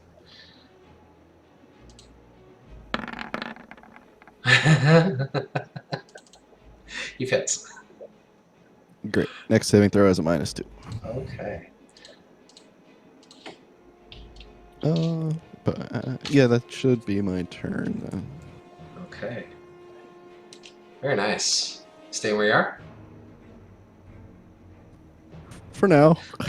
Okay. Yeah, and as you hit him, and these vines are wrapping around him and just kind of causing a bit of an issue around the base, you hear how loud and disturbing this creature sounds as it bellows out this loud roar that's just echoing throughout the chambers.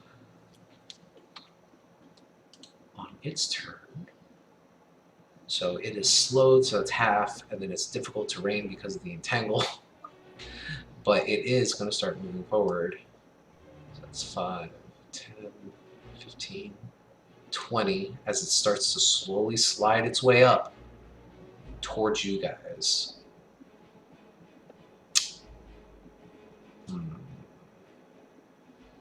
Didn't sense you.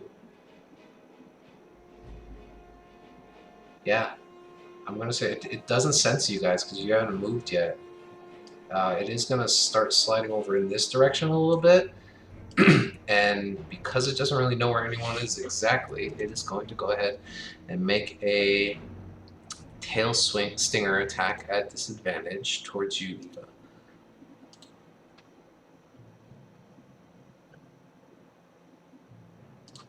Disadvantage, and then it rolls d4. So, what's your AC? 15? Oh, so it missed anyway. Perfect. So you watch as it starts sliding and slithering up the side of this base, and it just immediately like whips to the side, and this large tail just kind of arcs and slams down your direction, and you just dodge out of the way. But that will end his turn. Yes. You will Wisdom saving attempt- throw for them. Yes, sir. With Bane. Minus And a 4, minus minus 2. 2. Yeah, so definitely does not succeed. So he's still slow, thankfully. Clarion.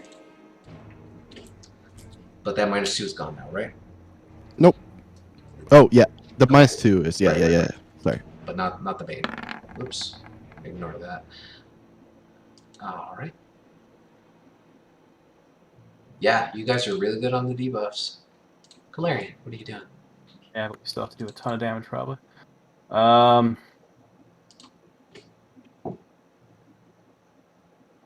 Really, all I can do is attack it.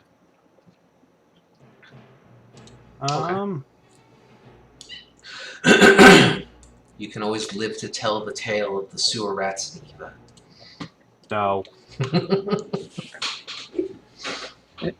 So he chooses to die.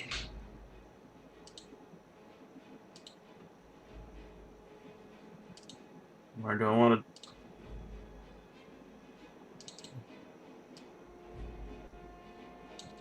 I like how we're giving Galarian an aneurysm right now.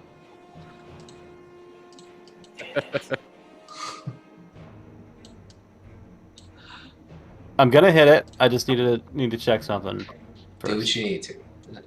I totally understand.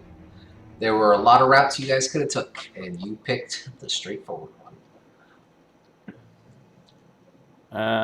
Damn. Okay. I'm debating between using my breath and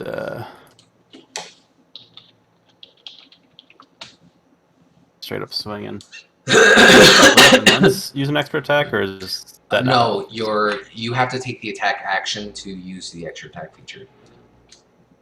my breath count as an attack action? It says you can use your action. Probably not until they release the next book, where Dragonborns are actually good. Yeah. Yeah, but I believe it's separate from the attack action. It's just your action is to release the breath. All right, and it only goes a 2d6, and it's got a low DC, so it would probably only take half. And then most I could do 12 damage to it, which I can get more out of a longsword. So I guess just 21 definitely hits. 11 is not though. 11 is not. I guess I'm gonna. That's unfortunate. Those damages are not. Yeah, the opposite. Yeah. I'm gonna divine smite it. Go for it.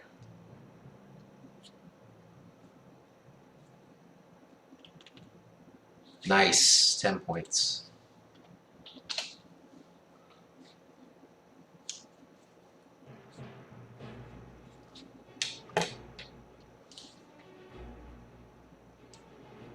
And actually,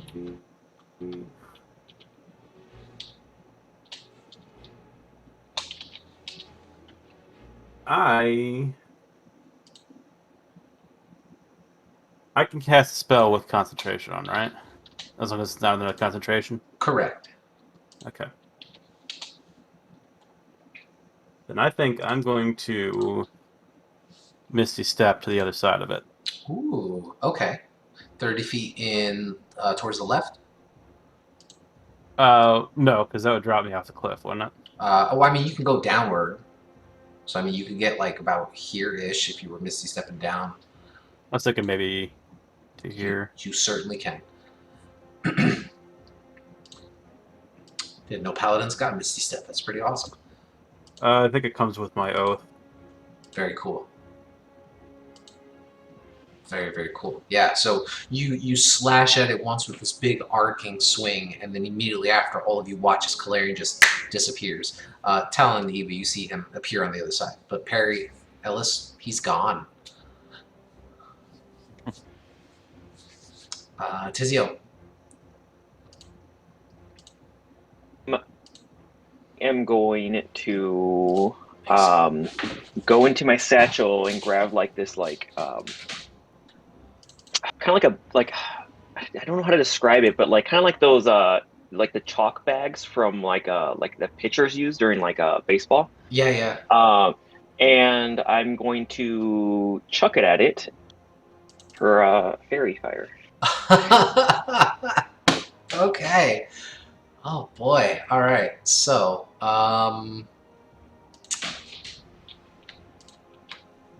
20 foot, right? Yeah. Just kind of And I believe, dead on top I believe of I'm it. within range. Yeah, just on it. 60 feet. Yeah, you're in range. Because you're just 10 feet back, right? So 10, 20, 30. Yeah, Yeah. you're fine. All right. So dexterity saving throw from it. Minus Bane. -2 because it's slow. It gets a -2 from saves because it's slowed. Only dex saves. That's right. Thank you for noticing that. So, damn. So it rolled a -1. So it is currently fairy fired. So you guys see now. Let's see here. I feel like we have a chance now, but just wait until its first attack lands. All right. Let's see. Sheds dim light. Thankfully, it's dim light. Okay. Yeah. So this large giant purple worm is now covered in what color? Right back second. Yeah. You have a color preference? Tizio? Oh, I'm sorry. I'm gonna make it really stand out here, so I'm gonna go with like a magenta hot pink. Okay, so this iridescent, hot pink looking, almost like motes are now just starting to slowly cling to this creature. So attacks on it have advantage. Staying where you are? Yeah, that's an action. Yeah, I'm gonna stay where I'm at. Yeah. You got 10 feet off the map. Eva! Right. So, Larry is not here, so I'll have to remind him. Ika's gonna mime, look over towards Valerian. She's gonna pretend she's holding a big sword and make her face kind of scowling like a dragon. I don't mind like hitting the worm really hard, Yeah, and then like a celebration. that's awesome. All right, He's got there's the last of the inspiration thing. you got it. How many more of those you have left? That was it. That was the last one. Gotcha. Okay, cool stuff. We're then going to. We're gonna roll a dice. Do you have a DM inspiration yet, or no? Or I did you do. just I'm still sitting on. Okay, that was good. She's going to now look at the worm and say, "Looks like you're in trouble." So she's not great. All right, wisdom save, yeah.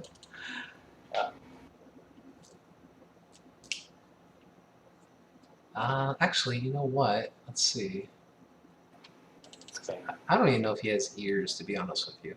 But sure, we'll do it. Yes, to be able to hear me, but not understand me. Stomps her feet in Morse code. Yeah, because I don't, like I said, I don't think they can hear things. They have tremor sense. They feel it. Let me see. Hold on. I gotta check. Yeah, go for it. Because that affects things.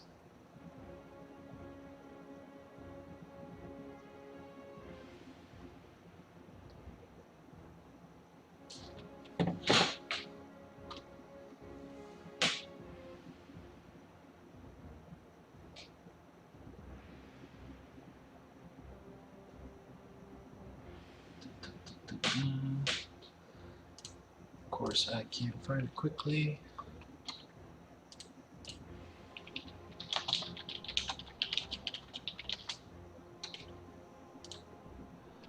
Mhm. Yeah, absolutely. Okay, yeah, so they do. Cool. There are these very small slit protrusions towards the top of its mouth, but it fails. So it is definitely successful. All of 3 shiny damage. Hey, I'll take what you can get. Disadvantage on its next attack too, right? That's the big one, yeah. Yep. And then she is going to try to move, and she is going to see if she can do it without making a ton of noise. All right. So you're trying to. So if you're trying to be quiet about it, you can move stealthily, which would be half your movement, as you attempt to slowly shift away from it. Yeah, I'm going to do that. Ooh. I want to move right towards that. Correct. Yeah, I'll do that.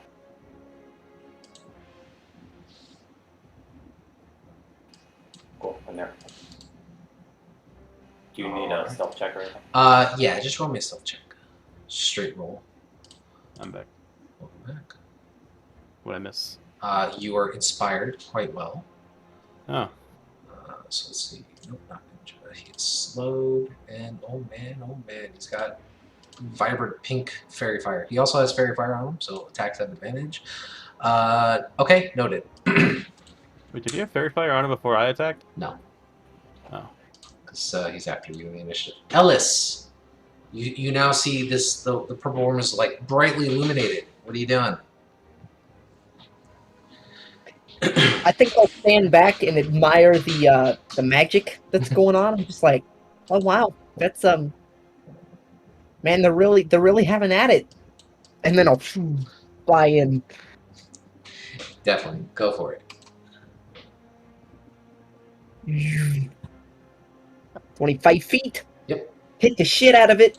Now I don't have to reckless because it's fairy fired, but Yep. you know. You can see Still it at much better advantage. now. Oh look, even with dark vision, now it's like a party. 20 hits, 24 hits, 13 does not. Balls. That's okay. All right. You know, I feel like staying close to this thing. Good idea, bad. It's a bad idea, so I'm gonna fly back. Okay, as you just kind of hover up above the ravine, about 20 or so feet, to just keep eye level with the creature. man, I need to fly. Perry. Harry is gonna bring a little closer. Perry is extremely quiet. Think so? I hear you just fine, Perry. He is Well, extremely muffled for me. That's all that matters. DM I guess. 20 feet. Yep. Mm, some never white screen.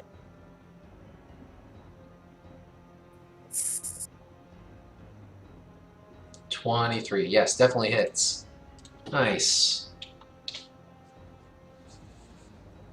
Guys putting some work in this guy. And then I will cast. Welcome back. You know what? I already used my bonus action. Darn it. That's Correct. annoying. Whatever. I'll just hit it. Okay, so you just run up towards it and hit it? Okay. Yes. I like your bravery. Go ahead and roll your attack. With advantage, because he's fairy fire. Yeah. Which weapon advantage to it if you want to see if you crit? That is, well, he hit, yeah, you can see if he crit with spiritual weapon, if you want to roll again. Oh, sure.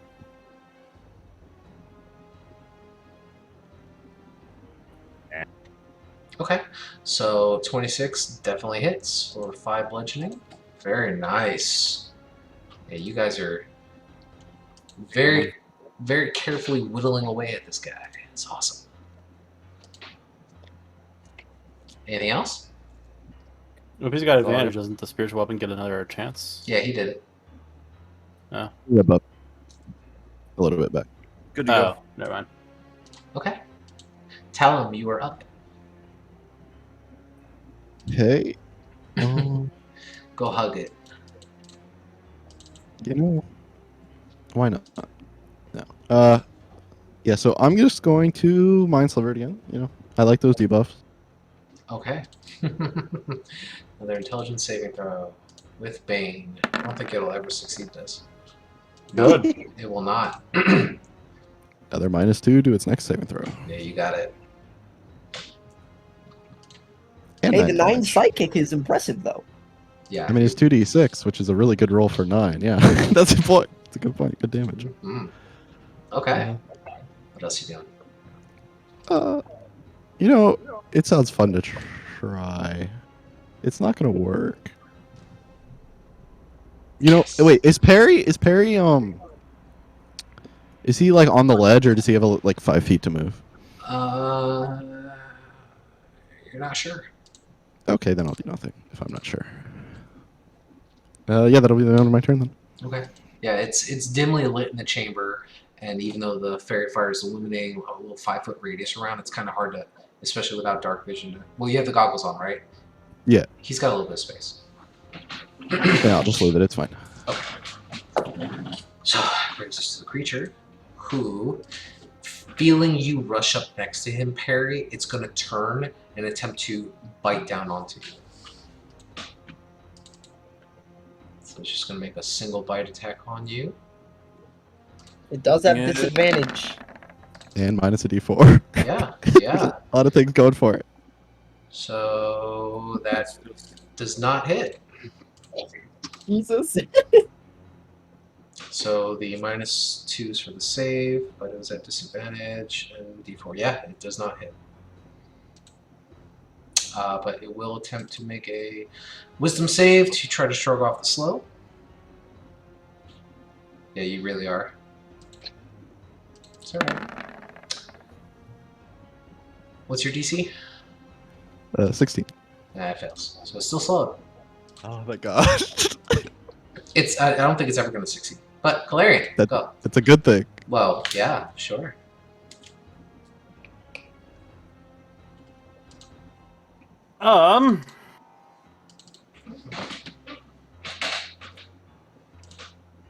Guess, yeah. It was smack up, and it's an advantage, so. And then, do you want me to just roll one single one to see if I crit that first attack? Well, you rolled Well, 'cause a 20. You rolled a 23 with the advantage for the first hit. Right, his but the first roll 21 was a 21. Two people talked. I'm sorry. What? My first roll was a 21, though. I didn't roll advantage the first time. Oh yeah, go ahead and reroll. Okay. Nope. Yeah. All right, so 16 and 10. Yeah, perfect. So you just kind of rush it into it, and now you guys are just harrowing it from both sides, just carving into it as best you can. It's thrashing at you guys, but it's extremely sluggish, and thankfully, you guys are working very well together. Staying where you are. Yeah, I only Okay. got one level 2 spell slot left, and can't exactly teleport to the other side of it because then parry. Yeah, absolutely. Tizio, what are you doing? Stay here and hope for the best. I like how you were all scared, and now you all feel like you have a chance. It's awesome. Yeah, I'm still the waiting only for it one. to get a successful hit though. I think I'm the only one that's been hit, to be fair. And it wasn't even by Um, this creature. I know. I don't. It doesn't say it does. It doesn't say that it makes any noise. So I'm just gonna do my lightning launcher at it. Go for it. 18 hits because of the slow spell. So your first And then my attack s- does 16 because of the lightning. And then second. Ooh! Oh, Look at that. Nice. damn it! Well, it's just the first one. It's not the extra 10. No problem. 7 points additional. Unless I can choose. Thought a crit was a crit. It is a crit, Yeah, so like- it already doubled, but he doesn't get the additional lightning damage, so it should just be 7 points of lightning damage for his second 7 plus attack. 4. 7 plus Right. 4? Yeah, because the plus 4 is the second damage die. It's the 10 on the right he doesn't get. Gotcha. Oh, yeah, for, yeah, From the for, crit for me, down yeah, there. for me, it's the 7 plus 4 on the lightning, and then the additional would have been an extra 10. So- Right. Yeah, you only get the first 11. But great hit, as you guys are now just power hitting it from all directions and angles. You can see that it's starting to get extremely angry. Does it seem like no? No, it doesn't matter. I'm not gonna move. No, end my turn. Eva. You're dying and you look stupid. All right. Jesus. It's just a wisdom save, yeah. It's supposed to be Let's vicious. see. So, minus Bane. Okay, with the Bane, it will fail. It's not a disadvantage for the save, right? And it already had the -2 from the slow save, so that's gone. So it just still has Bane up. So it fails because it rolled 15 flat. So 5 damage and then the disadvantage next attack. You got it. And then she will just. You know what? I'm not going to move. That's it. Okay. You guys can see now that even though this thing is large, it's trying to curl up and lash out at you guys as best it can. You guys are putting a pretty good dent into it. You can see that there are now like nicks and this purple thick blood like that's starting to seep out of some of its pores. It's taking a beating. Ellis. Fuck it up. I'm really enjoying flying, so I'm gonna take like a loop-de-loop in the air, Okay. and then flying up next to it. Yep. Oh, God damn it, dude! All right, Hey, there's one. there's one. So 16 just hits. So all 3 hit. Very Oh. nice. Nice. So 14, 19, 21, 27 points of slashing damage. That is amazing. As you just now you see Ellis is starting to get used to just dipping in and punching three successive punches in these vital spots that where this blood is starting to come out, and you just kind of veer off with a little wee and just coast back out onto the side. Anything else? No, I think you said it perfectly. That's exactly what I do. All right, Harry. Next. Okay, it was 21 slashing. Does he have the rage damage too? Yeah. Yeah. I thought I mathed it right. There's 21 slashing plus 12, 6. 19 plus 8 is 27. Yeah. Yeah. I said 27. Oh, I misheard. You're all good. Maybe I typed in 27. Good catch. Perry. Perry's just gonna do spirit weapon again. Yeah, go for it. With advantage. And it's simple. 20 hits. Absolutely. Yeah. Your small black anvil, the symbol of Morgan, is getting in some work today. Doing its job. What else are you doing? Siegebreaker's gonna put down. Oh, I forgot it's freaking advantage. Nice. 24 definitely hits. Whew, you guys are chunking him. He's looking rough, guys. Can't touch this. Alright, let's do this. And that's it. All right. Stay where you are. Tell him. I think the plan is pretty clear. He All rolled, that pictures that he just starts running away at this point. he rolled a 5. I drop concentration on the slow, and everybody dies, though. Do it. Okay, so he rolled 5 for 10 points of damage. Nice.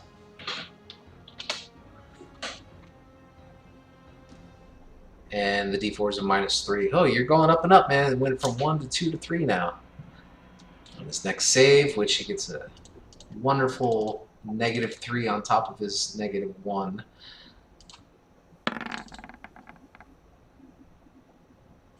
Okay, so let's see. Let me make sure I got this right. Oh, I rolled the nat 20 with the advantage. He doesn't get advantage, so he fails. I need 2 nat 20s. Alright, cool stuff. Stay where you are. Sure. I don't really know what you were rolling it at 20, but sounds good. Yeah, I'm good. It's always toggle the roll advantage, and I saw the 20 on the Oh, screen okay, gotcha, because I got the 3D dice enabled. Anyway, his turn. Looking extremely angry. Once more, he's going to go ahead and attempt again, I believe at disadvantage, to attack you, Perry. It was the dance, wasn't it? You were the last one to. Well, you were the last one closest by that hit him because he doesn't know where he's getting whiplashed from psychically. Let me double check something. Because he can attack and move, right? Yeah. Okay, cool. So yeah, so he is going to take one attack at you. He's just going to attempt to just. You see this massive creature on your tiny form just immediately try to slam his face down into the ground next to you. Okay. And he just misses you with an 18. And with that, he is going to attempt to burrow as he starts slowly digging his way down into the ground. Both of you get attacks of opportunity as he's going to be trying to leave your space. With advantage. With advantage. 17 hits. Oh, barely. Those damage rolls too. With advantage, Clary. Oh, that was with. I'm sorry. I was waiting for 2 rolls like Perry. So, Max. Perry and Calarian, as this creature immediately turns face first and begins to try to burrow into the ground. How do you guys kill it? Oh. Just enough damage. And you We're like- attack. Wait, Perry, what are you using for weapon? Is it a... The mace. Okay. Just say, like, as it burrows, we just, like, stick our swords in it or something, and it just, like, slices itself open and disembowels itself. That'd be awesome. Okay. Yeah. I mean, I'll do that on my side. Perry. Yeah, just a nice smash on. I don't know, maybe I don't know. It's so big, just freaking smash it. Okay. So you watch as it tried to slam down its face and try to chomp onto Perry, and Perry just kind of sidesteps it just enough to get out of the way, and in its anger, it lets out this loud, horrendous roar in the air as it immediately begins to like arc into this dive pose, and you guys both kind of catch each other as it straightens itself out, and you just nod, and you watch as Perry just slams it with all of his might into the side as Calarian just thrusts his sword onto the opposite side and forcing it to shove into Calarian's blade. And as it tries to burrow, you're just holding tight as best you can as you're just ripping it from neck down to tail, and it just begins to bleed and cut wide open as it starts to slump and fall off, half of it dangling now 15 feet off the edge of the cliff. So we're level 6 now, right? How many ears does this thing have? That's what I was gonna say. 0 ears. So, as silence takes the room once more, you all kind of stop and look at each other. A bit of relief watching over you. What do you guys You do? hear from the background, like as it falls over, you hear me all the way in the back. Is he dead? Hey, Ava, do you think they sell pants down here? I'm not sure. Is that like a little mushroom thing over there? Just like it's chilling, it's done now. It hasn't made noise throughout this fight.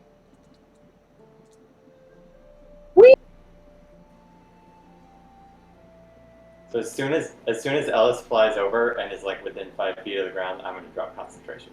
Ellis, No! Oh, well, do you get within 5 feet of the ground, or do you stay above it? no, I mean, I technically, okay.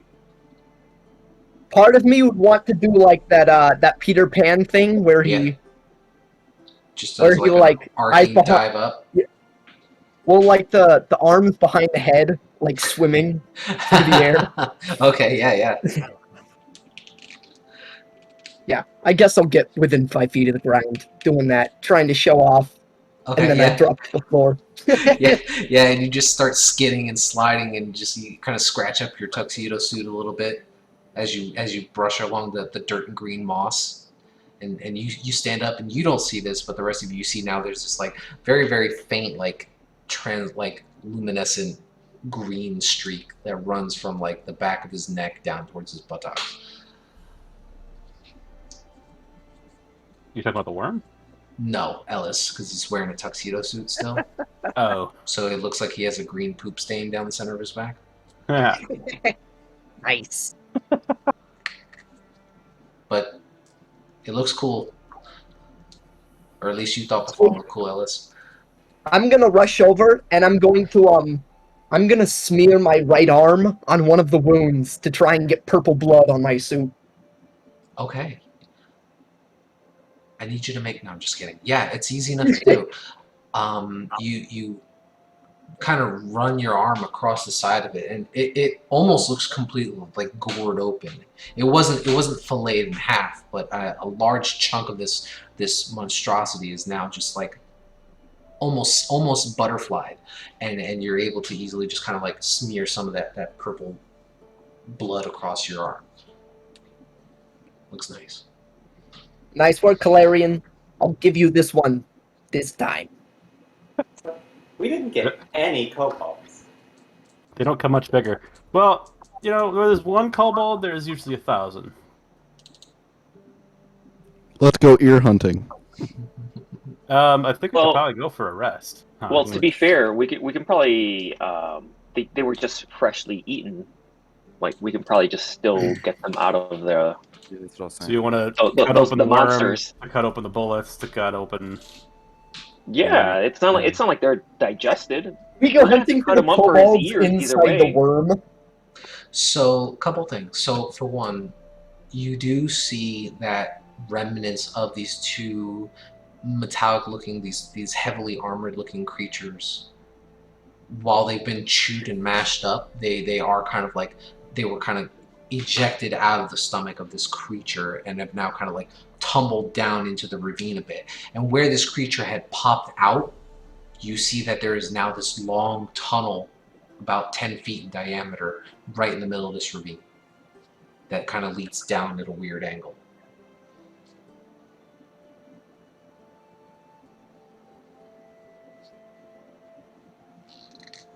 Are we able to tell if this is like a baby one or like an adult one? Is there even a distinction in 5e of those? I don't know. Make a... Just make a nature check.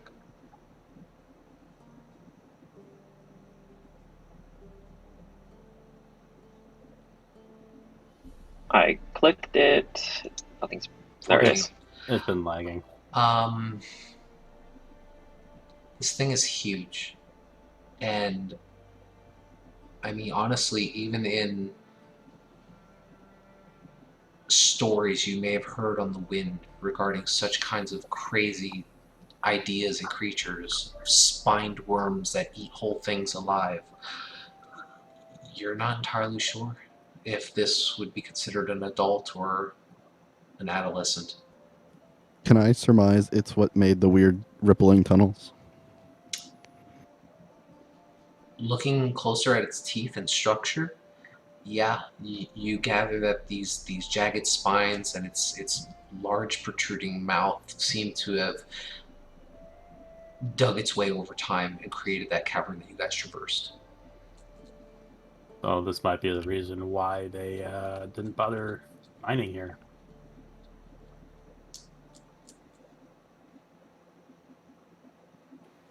Well, now we can tell them that we took care of it. Should we Oh. look if this thing has teeth? I mean, ears. If you No, I think you were on the right idea with teeth. I mean, at this point, I gotta start collecting a trophy case, right? What from here can we take to bring back? Make an investigation check. Everyone or just Calarian? Calarian, because he asked the question.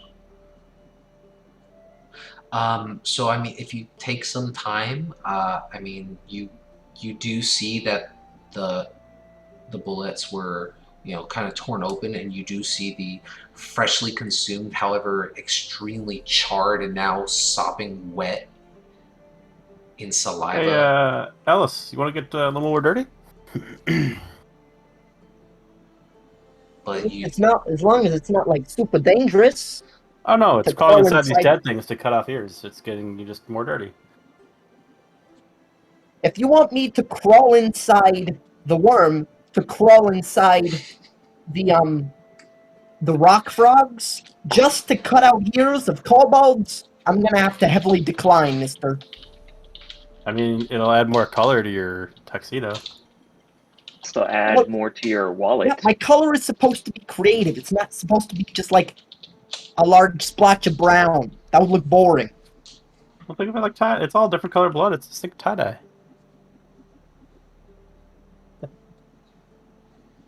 All right. You know, it's the experience. If you've ever seen the play Horses, and you know that one horse named Tater, and all of the scratches on his body, he gets because he adventures, not because he, you know, actually goes out of his way to make himself dirty.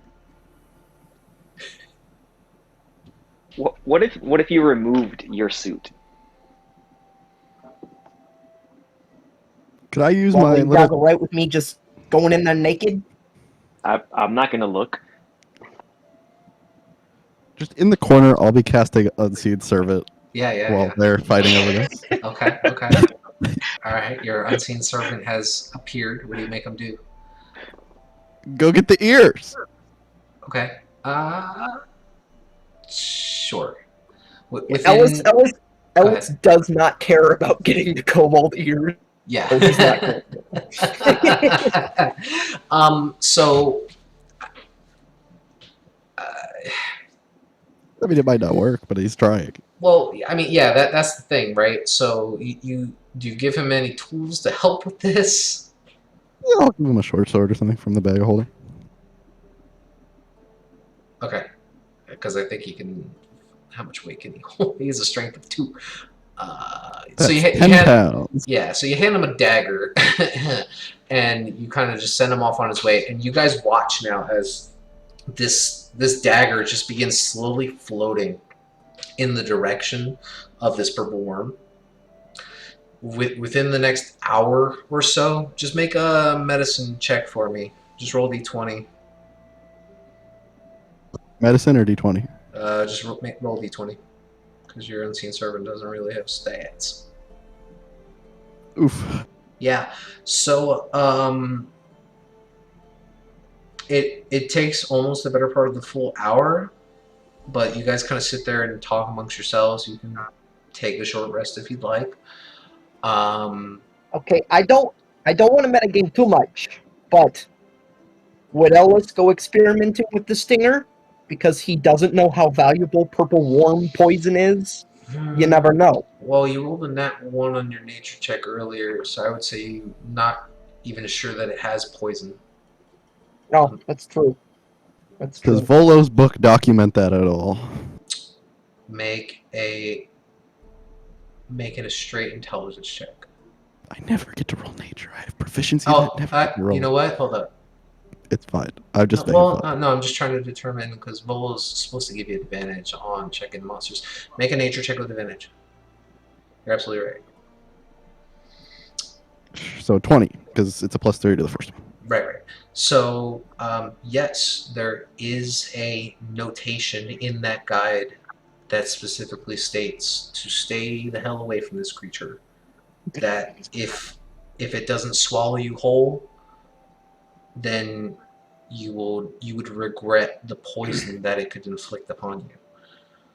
So basically, we did the exact opposite of what we were supposed to do, and said we were going to do.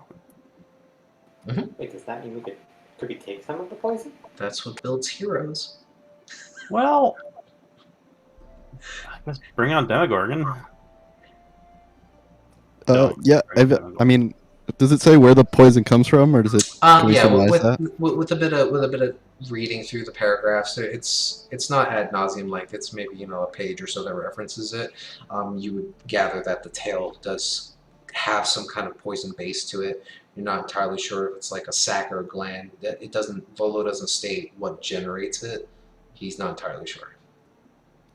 No, Ellis. Last time we had you try to get the sack, you messed it up. You want to get another go? You want to dig around, try to find this poison? Well, I mean, the tail just looks really cool. I think it would be dope as hell to turn the tail into a sword.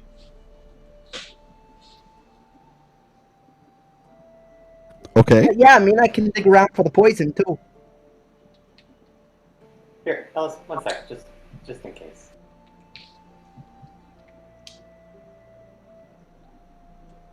Just your protection from poison.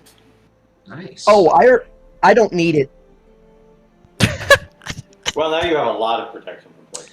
So I literally have all of the benefits of protection from poison already. Don't need to waste your spell slot. You're all good.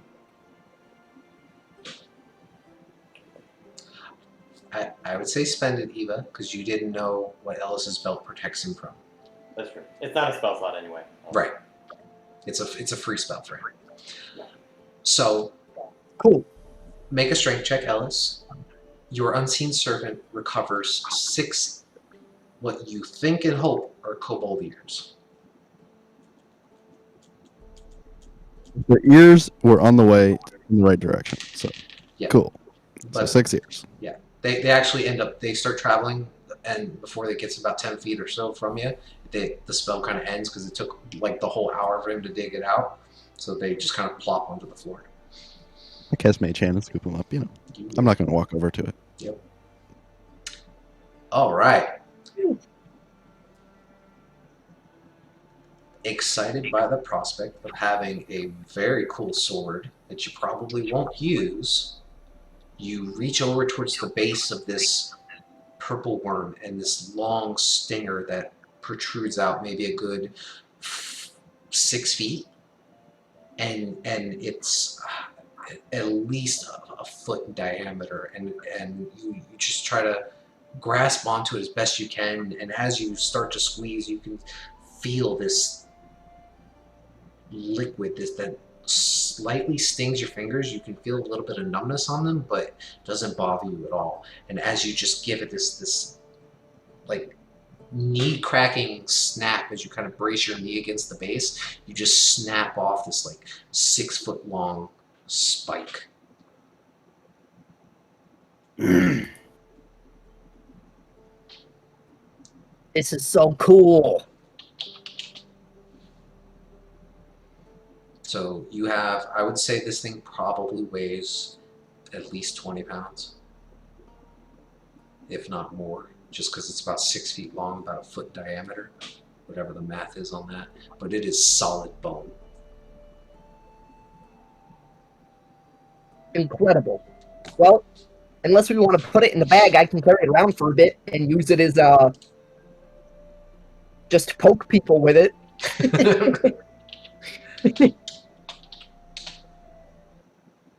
What, could I use it like a lance? If you If I didn't burrowed put it in the bag? I mean, if you well, just holding onto it to use it as a lance, it's kind of, I would say, at disadvantage to try to use it like a lance. But okay. if you if you gave it a parry and you kind of worked with Tizio and Perry on this, like maybe they kind of bore through the base of it and somehow attach like an actual pole arm to the lance, then it would probably be like a regular lance. Cool. But otherwise, it's like taking a giant cone and trying to poke someone with a big cone. Well, that sounds perfect. Anyways, what did you want me to do with the poison shit? I don't know. Volo said there was some poison, but I don't really know how to get it or where it is, so maybe you can't. It's probably not worth it.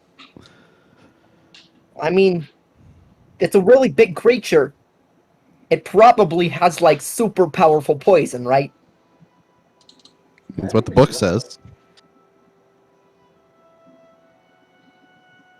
Well, do any of you guys have any like vials you'd want to put it in if I find any?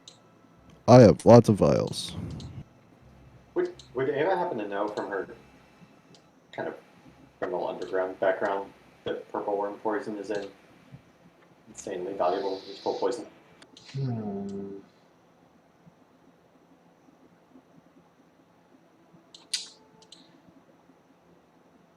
Just make a history check for me.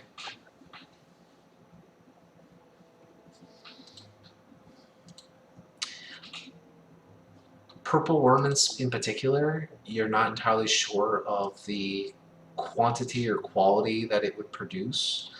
You are familiar that there are particular people who would pay quite a good bit of money for some high quality poison. I think from a creature like this, we should definitely try and collect it. People pay a ton for this stuff. Well, Yeah, all but right. We'll just attach the vials to my body, and I'll climb up inside its butt. Make a medicine check. Great. Can I like reading over the book and stuff like that, maybe kind of figure out where the poison gland may be to help him out? If well, so yeah, if you look through the book, the book does not specify where that gland is. Volo doesn't know. He's never. You get the sense that what he wrote in his book was a secondhand account of someone who encountered this creature, and that they only knew it could poison you. So it was meant as a warning to adventurers to stay away, not a hey, go harvest this from this spot. Hey, maybe we can get paid to update all of Volo's monsters that aren't complete. There you That's- go. It's most of them from what I've been reading. Every time I try to recall information from this book, he knows nothing helpful. Almo says this monster is scary. Don't fight one. We're making a Talum's book of monsters. It's going to be way better. You should totally do that. Where are you going? Alrighty. Come back up here. Well, I'm assuming I'm gonna start from the bottom up and look that way because, you know, in Ellis's very, very limited experience, Mhm. poison either comes from two places, and it's either the fangs or the tail. And I'm assuming it's the tail. Okay, go ahead and make a medicine check for me. All right.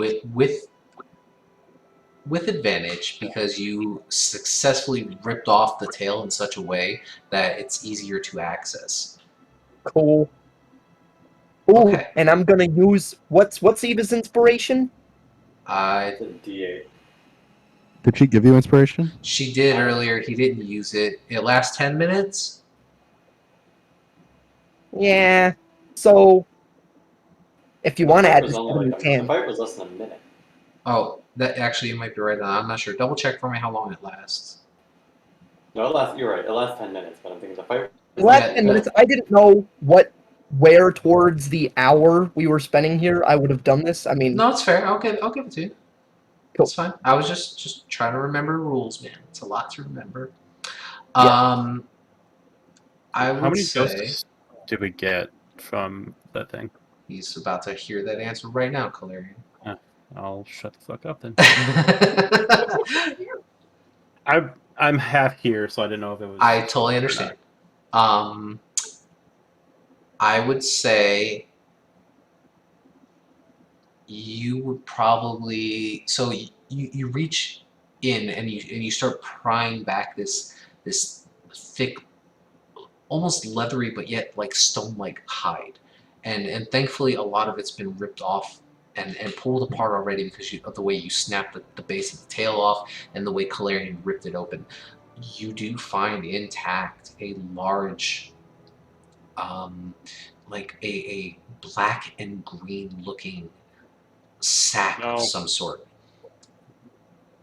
and Oh, damn. it's No barking. as you kind of like poke on it and push onto the membrane of it, it starts to release this liquid, that same liquid that was tinkling your fingers, and you go, oh, I think this is it, and you start to fill up. With that roll, I would say you fill up 3.5 vials of that liquid. Was that 7,000 gold? Yeah, or we keep them. They are really useful. No more. We shall see.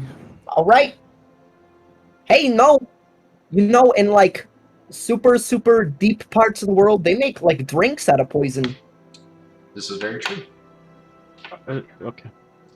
You guys want to like open a shop and we can just sell drinks for 10 gold a pop?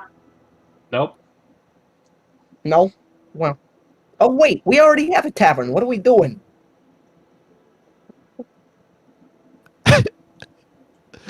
I don't agree with putting poison in our drinks. Like a single drop makes Nope. the entire drink. No, okay. Well, Nope. That's gonna get us arrested. Like right away. Ellis, how about you drink one of them and see what happens? And then if it's like good things and you feel good about it, then like maybe we can serve it to patrons. can I put a drop on my finger and Okay. then on my tongue? Yeah. Just a drop. Yeah. Well, you're dead. Roll 12d6 damage. No, so make a Constitution saving throw with advantage because you have resistance to poison. Yeah, I mean your tongue goes slightly numb, but you feel fine. Hey guys, it's not bad. I mean, the taste is a little okay. It's funky. It's like decayed lavender and old meat. You're That's not what it selling tastes it like. very well. Maybe I'll. Hey man, maybe I'll carry people this. don't buy drinks because of what it tastes like. They buy it because of what it does to your brain. I buy drinks because of its taste. I would say, Talon, you would recall back home they would make certain meads with on-cake poisons. Who are you playing with? You know, Ellis might be onto something. Back where I'm from, they would put poison in drinks. We're gonna eat poison. It's the Princess Bride. Obviously, of course, it would have to be heavily diluted, but there are some drinks that are, while the base of most alcohols is to get a person inebriated, these are for more of the hallucinatory style drinks. It helps you unlock secrets of your mind. Sends you on a trip, if you know what I mean. What about it, Ellis? You going anywhere? Well, no, I think we're good. You guys can have these vials. I don't necessarily want them, so. Oh, I'll take them. Okay, so go ahead and mark off 3.5 vials of purple worm venom. DM, Yes. with the creature being all sliced up and whatnot, the gold, or I guess, metals and stuff like that I would assume don't degrade as fast as like, kobold meat. Is there anything that we would have found, metal-wise, I guess? Make an investigation check.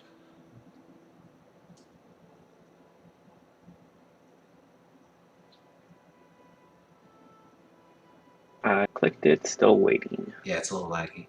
Okay.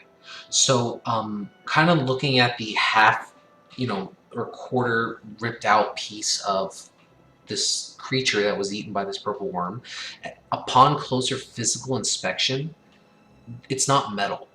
While this creature appears to have a very, very hard carapace, it appears to be a naturally forming, chitinous hide that is just layer on top of layer. I apologize. I meant from like the I guess the kobolds. One of Oh, the you bullets wanna ate. you wanna dig in for gold. They, Okay, they had like satchels and stuff like that. they did. Um, it'll take you some time, and you are probably gonna be, waist thick and viscous nasty, but you managed to recover one satchel, and as you kind of peer inside, there's a slew of various different rocks, different looking fungus. You find like 5 copper pieces, 8 gold pieces, and what appears to be some kind of rotted flesh.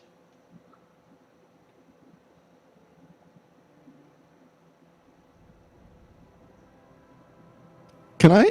So when we first got here, the kobold said they were looking at something and they needed to tell someone. I don't know if Clarion relayed that. Oh, my bad. Sorry. I did. Okay, yes, they did. Do I kind of remember where they were looking thereabouts? They were looking in the ravine where they were swallowed. Can I fly my bat around, see if I notice anything that would be interesting? Sure, make a perception check.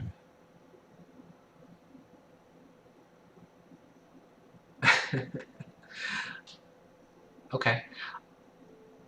So apart from the rest of this cavern that you can see extends out maybe a good, 100 or so feet in all directions from its center, you see that there's the long burrowed tunnel that's about 10 feet wide now in the center of this ravine that kind of, it drops heavily, and then it veers out of sight looking like it goes north. To the left side of the ravine, the pathway continues. A little bit smaller. It doesn't look the same as the original path that you traversed to get down to this point. It appears to actually be a naturally forming pathway of sorts, and it gets very narrow in spaces, maybe about 5 foot wide. It appears to be some kind of large crack in a slate of wall. But you don't see anything really much that catches your attention. Hey DM, I apologize. The things that I found, you said different rocks, 5 CP, 8 GP meat, and there was 1 or 2 other things. I forgot to get that. Like moss, and you kind of look Moss. around and compare it to some of the fungus that's growing around the area that's giving off that bioluminescent light. It almost appears to be the same.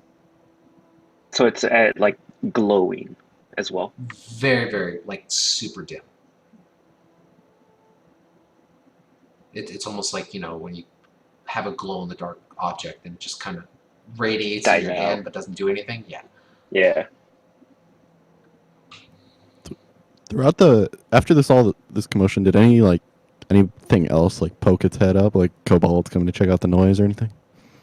No. Within the whole hour or so that you guys have been kind of sitting here just going through the motions, relaxing, nothing's came or gone. No other creatures or animals or sounds, as best you can tell. You can make a perception check. Well, I assume that's part of the 12 I just did. No, that's right. Yeah, no, it's fairly quiet. No, it doesn't. Tizzy. Do you guys think we've cleared this out sufficiently, or do you think we need to go deeper and check on what I assume is more kobolds? I don't know. We mean- should probably go on further. I agree. Are we in a condition to do that? I don't know how long we've been walking. Should we take a rest for the night? Probably take a long rest, yes. Even though we're not very injured. Spell slots have been used up. I'm holding the side. Speak for yourself, Calarian. I am. I have a slot left.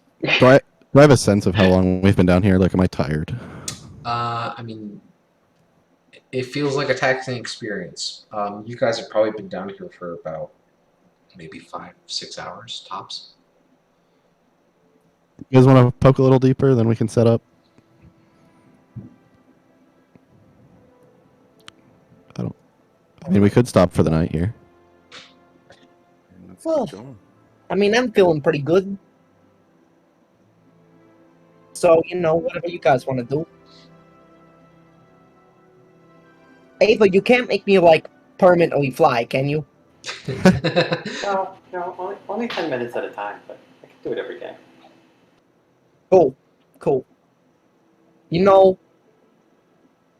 I'm starting to get the feeling like I rode a dragon, and now I'm flying. I'm, slowly progressing my way up to owning a griffin. I'm so close. I suppose if we are going to move on, though, I should probably, or I'm going to throw some lay on hands at Tizia. Okay. Well, did sitting around, or we were poking around in those creatures for a while, did we short rest at least? Yeah, you can short rest if you like. Oh, did you roll Like Song of yours. Rest, Tizia? Partially healed. Oh yeah, Song of Rest. I'm sorry, what was that? I missed the short rest, so Song of Rest if you use hit dice. So Yeah, you I did extra- I did a short rest during when the DM said we could. Okay. Add a d6 if you didn't already from Song of Rest. And then Calarian will lay on hands for the rest, I guess. Yeah. Nice! All my inspiration and stuff. So he's at 29 out of 36. All right, so 7 more.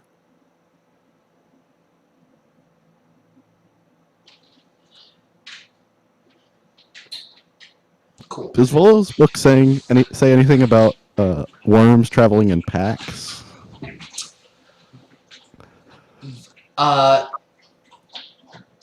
There would be a bit of an entry that states that usually large caverns under mountainous terrain are not home to singular creatures of that type. Whether they travel in packs or they have some kind of brooding colony, it's not outlined in there. Well, tell the rest of the group to be careful.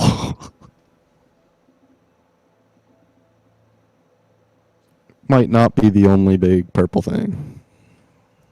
I feel like we got lucky once. I don't know if this would happen again. Yeah, next time we might need to make for the hills. You never know. Although it looked pretty fast, so. I don't know, I feel like I could do it again. Probably if the stats work out for us. So, my question to you, are you guys staying here, continuing on? I think we'll head down a little bit more. It's Okay. not too late in the day. Are you Yeah, traversing? if you didn't already, fill up your health. Yeah, just go to max, Tizia. You have two routes before you. You have the tunnel that the worm emerged out of, or you have the small fissure on the western wall.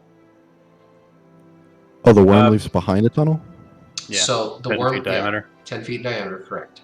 There's a large tunnel that drops down about 30 or so feet, and then it kind of shoots off to the north.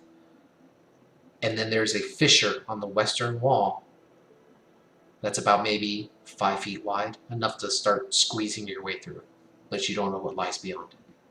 But the wormhole's new, right? Because it's where the guy just popped out. Yeah, I would assume we should track where the kobolds came from. Sure. Yeah, let's The kobolds came from the west, then, and not the worm tunnel. let's go to the west. We can I always think. explore the worm tunnel later and see what kind of shit we can find. Okay. So, as you all gather up your belongings and clean up as best you can, you trek on towards the western side of this ravine to slowly proceed onward through this very thin fissure in the wall. And that's where we'll pick up on the next session. Hey, are we level 6 by chance? Have you gone to sleep yet? Hey, we should do a long rest so we can be level 6. I thought we went to a long rest. No. Oh no, Nah, we're we're- an adventure. we adventure on. Yeah. Hey, I think we should change our minds to a short, to a long rest. Nope. Could we just set up? Could we set up a base camp? Here's what you get to do. You get to plan your level up for the whole week, and then we'll level up in the middle of the session. I don't. I've loved. I'm a paladin. My plan- level ups aren't that exciting. I've been planning get to my prepare level one up new to, like spell. level 1. No, from this fight, you guys aren't going to be leveling up. So, Oh, It's a milestone thing. Clear the tunnels. Or if you guys think you're done with the tunnels, head on home and see what happens. but it's worth 13,000 experience. It absolutely is, but we're not XP based. And there's 6 of us, so you really only get like 2,000 experience. And I also didn't think you guys would engage it. But good for you. I was thinking maybe if we waited a little longer, it would go away, but I wasn't sure. That it would have went away, absolutely. Because it has tremor sense. So if you sit That's- there and wait, it'll go away. But That's what I thought. Yeah, I wasn't sure. Everyone was like, "We're throwing all these spells into it." I'm like, are we fighting it? Are we not?" I'm like, fuck My it. character I'm just don't gonna know attack. shit. Yeah, I'm just yeah, gonna attack. it's very true. You guys did a great job playing into character. It's awesome. You guys are cool. Yeah, I Fucking was running stacks on leading- stacks with spells. That's crazy. We've learned a lot about our debuffs today. Oh yes, you did. We learned that they don't start working as soon as there's more than one monster. That's what we learned. Just wait till the DM has 3 monsters. Just, I mean, there was already 2, and I'm the only one that got hit. So, Well, Yeah, I mean, I mean, kind of. hopefully you guys were surprised. Oh, I mean, I didn't expect a freaking purple worm. Was that literally the only attack that landed on us? Was a bullet that dropped on Tizia? Yep. Yeah. Yup. Yep. I'm sorry, that was the only attacks that landed. The one attack that hit was when he Yeah, you decided just to died. leap up on top of the ridge. Yeah. The other one was about to do it too until the worm ate it. He was literally going to pop out. He was looking right was- towards you. I went from 36 to 11. Yeah. That's how bad it was. Well, actually, I didn't read the damage right. There was an extra 15 points of damage that I forgot to tell you, but I just ignored it because I didn't see it. So, You should have done it. nope. you've been one shot basically. Mm, Yeah. That healing word, I get you back. yeah, you'd be So fine. out of curiosity, I'm looking at my level up stuff. So level 6, I get auras or an aura, and then level 10, I get an aura. Yeah. Would both of those be active at the same time? With I don't which see anything auras? about activating them. I thought they were the same, like always, like a passive type thing. Yeah, auras are passive for friendly creatures. Sweet. Your conquest, right? Vengeance. Vengeance. Vengeance, yeah. Yeah. If it's auto auras, I guess they stack. Yeah. I have to read them. What are the 2 auras? Yeah. Protection and courage. So protection is within 10 feet, and whenever you or a friendly creature within 10 feet of you must make a saving throw, the creature gains a bonus to the saving throw equal to your charisma modifier. Okay. Yeah, those stack. Minimum +1. Yeah. And then Okay. courage is You can't be frightened. can't be frightened. Yeah. So yeah, as long as the aura gives off different abilities, it's fine. Good stuff. I think every paladin gets those, so I don't think Yeah, they that's would have just base designed. paladin stuff. I even looked at the vengeance. Well, Should- Good did I work, get anything everybody. 6 for vengeance. That was fun. That was I'm, fun. I'm glad you had fun. I'm sure Yeah, you were I don't bored hate with your it. 1 attack and slow movement, but you know. I'm not bored. If I can give you guys decisions to make, and because you guys spent a good like 5 minutes trying to figure out, what are we gonna do? That's worth it for a DM. Yeah, I think that was part of it, where it's just like we were all hesitant that we just did like these debuffs on it, that it just kind of played in our favor. Mhm. Versus like if we had to have done it while being attacked at the same time, like I think it would have been against us. Yeah, it just goes to show you, not all combat is hack and slash. You know, sometimes you got to think of the best way to play it. Debuff the shit out of everything. All right, guys. Well, thank you all so much for playing, and thank you all for watching. I appreciate it. We all do. Yeah, it was fun. Appreciate it. Always. I hope you guys have a great night. And what is next week? Next week is 4th of July. so probably not gonna have a session, guys, Yeah, that sounds probably accurate. because I imagine people are gonna want to go see Boomsticks and eat hot dogs. Not this guy. Well, That's a- I'll be around. I'll be spending time with the family. But yeah. So See you in 2 weeks. 2 weeks where I get to find more CR15 stuff for you guys. That Oh. means we have to wait 2 weeks to level up, guys. Yeah, maybe. Well, Sorry. At least. Hey man, hopefully, I mean, like, instead of leveling up, we just will get to make a really cool longsword from a tail. From a worm tail. It's probably gonna be after we level up, because I'm assuming we have to leave out of here to make that. Well, it'll be worth it. Because we're gonna... Guys, what if we just kill a whole bunch of legendary monsters and then make one weapon from all of these monsters? The ultimate weapon. Like what's this? What's that sword for Is the this- Power Rangers? I don't remember. Because I was gonna say, is it like a Final Fantasy weapon where it does like 9,999 damage? Oh, it's ultimate weapon. Yeah, definitely. Yeah. We'll make it from... Let's see, what do we need? We need... So we got the tail of a purple worm. Now we need the wing of an Archon. That might not be a good idea. Those sound I like mean, the spell components for like a level 12 spell. Yeah. I mean, Calarian, you thought the purple worm wasn't a good idea, and look where it's at now. Yeah, we didn't even get a hit clear. That fight was easy. Bring on CR20. Tiamat. Tiamat. Oh. Tiamat. Tiamat's not 20, isn't she like 23? She's 30. 30? Oh, even worse. No way. It's only 5 adult dragons that regain 100 hit points a round or something. Right. I'm We have just 100 glad hit that points you now. guys can enjoy the fights.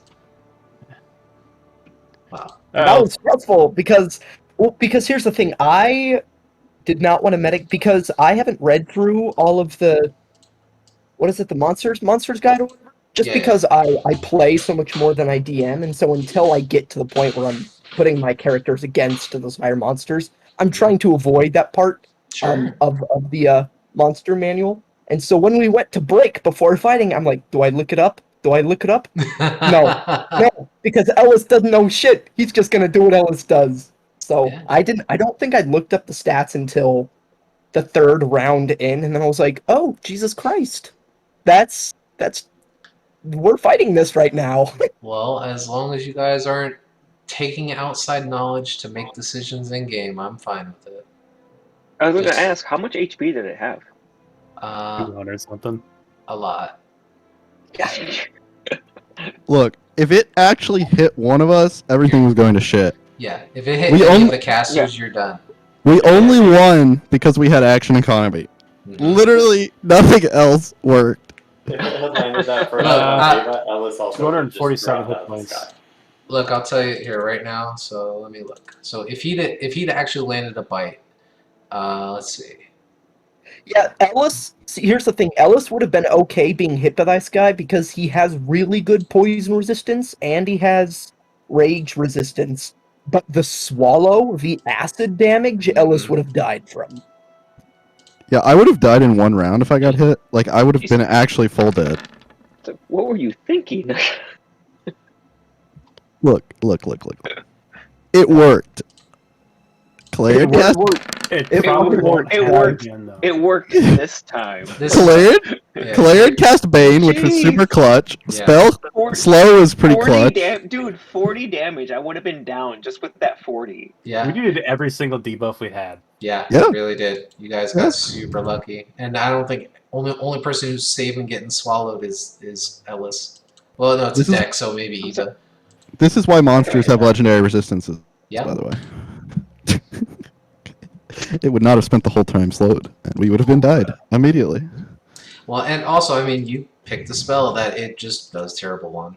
It never would have saved unless I rolled 220s. Only way it's getting out is slow. And then you just cast slow again. No, I didn't have any We spell slots basically- left. Oh, We basically only attacked Wisdom, which turned out to be a good idea. yeah. I mean- It's a good call. What was its modifier? For what? For Wiz? Yeah. -1.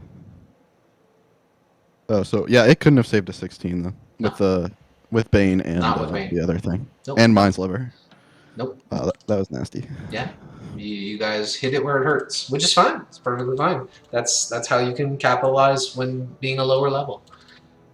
But that's awesome. I mean, I didn't even target anything. The plan was slow. It didn't really matter if it had a +6 or a +1. I was casting. Did slow. like though? I thought the funniest shit was Calarian, who knew how powerful it was. He's like, fucking wrong, guys. Yeah.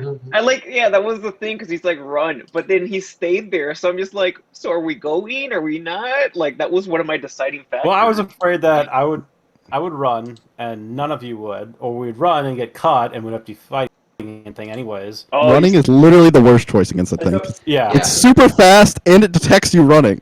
There's only two choices: stand still or kill Well, it. here's the thing though too, is like I didn't even think of stand still and wait. Yeah, I was like, okay.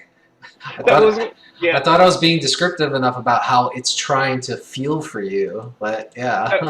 That was like when you said, like, when I first shot it, and I'm like, I'm gonna run away, and you're just like, he looks in your direction. I was like, damn. Yeah, because you In fairness- were. Go ahead. I was gonna say, in fairness, Claire, when you were delaying and prepping a run, Alan and I were whispering, saying, how do we make sure they have to attack it? Which is when I said, fuck it, I'm just gonna make Ellis fly. There's Yeah, me and Ava were trying to avoid wasting actions on running away, so we were buttering that thing up as much as we could. What I could have done is just like ready to Misty Step. Yeah, that's true. Theoretically, that shouldn't make Well, any noise. No, it's true, but I mean, then if you decided not to run, you could have burned your Misty Step. I could have had Yeah, that one. yeah. I was upset because, like, I believe you did the Misty Step right before I did Fairy Fire, and I was like, oh, god damn it. Yeah, I mean, it worked. I thought you all did really well. Fairy Fire was Ooh. clutch too, because it made us actually kill it before it had a chance to hit someone. Yeah. Well, it wouldn't have been the same if it wasn't slowed and stuff. So No, but I- no, it was no, a- no, no. it was a- Listen, it was. Fairy Fire was very important. Really, it was really like just good plays on multiple of us. Slow, disadvantage on the next attack. It's a multi-attack creature. It bites and slams its tail, and it has a Was it 10-foot the reach. The Mind mind Sliver? sliver that gives it a minus 1d4 as well. So And Bane, which was another one. Yeah. So crazy. Just wait till Ava has even more inspirations that she can use on breaking saving throws. So, as of Mhm. especially as of level 6, when she gives one of you guys an inspiration, if you roll it and it doesn't make the roll succeed, you just keep it. You get to roll again. Oh yes, I forgot about that. For possibility. Yep. Eloquence Bard, baby. I'm just taking Oof. notes. That's all I'm doing. Well, Look. I'm proud we're not dead. That was good. I'm very Yeah. proud you guys are not dead. I I'm told glad. Talum earlier. I said I just hope no one dies. as you took 2/3 of my health on the least powerful one. I knew you were fine. Funnily, I think dropping that fireball at the beginning was actually good because it meant there weren't a bunch Yeah. of kobolds showing up. Yeah. Well, like it probably, I don't know. We probably could have gotten away by that point, or it wouldn't have attracted the purple. I Adam, think it was good because if we hadn't done it, we wouldn't have seen the mushrooms, and you might have fireballed the worm, and then half of us would have ended up stunned during that fight. yeah, Ah. you got lucky. I don't fireball single targets. What am I, some kind of pleb? No, that's true. Yeah, he well, doesn't. and the good thing That's- was you guys had no. You guys turned off the torches. You didn't have any bright light. You guys used the map to fight. So lucky you. Basically, what you're saying is we should go buy lottery tickets because we lucked out extremely. I really need Think you to finish that helmet. things could have went poorly, and they did not. And you guys are awesome. So good job on each of you. Be proud. Oh yeah, I don't When expect we support- anything like this to ever happen again. You don't. We'll do it again in 2 weeks. I just want to say, me as a DM, I feel super proud that I was able to give you guys a challenging encounter, and you guys feel super accomplished about it. And mostly everyone didn't get hit. Yeah, I mean, Well, finish. it didn't really matter if someone got hit though, because if we did get hit, we were fucked. Keep So saying it was either get hit or don't get hit. There were no other options. Yeah. But anyway, I'm gonna go. You guys have a great night.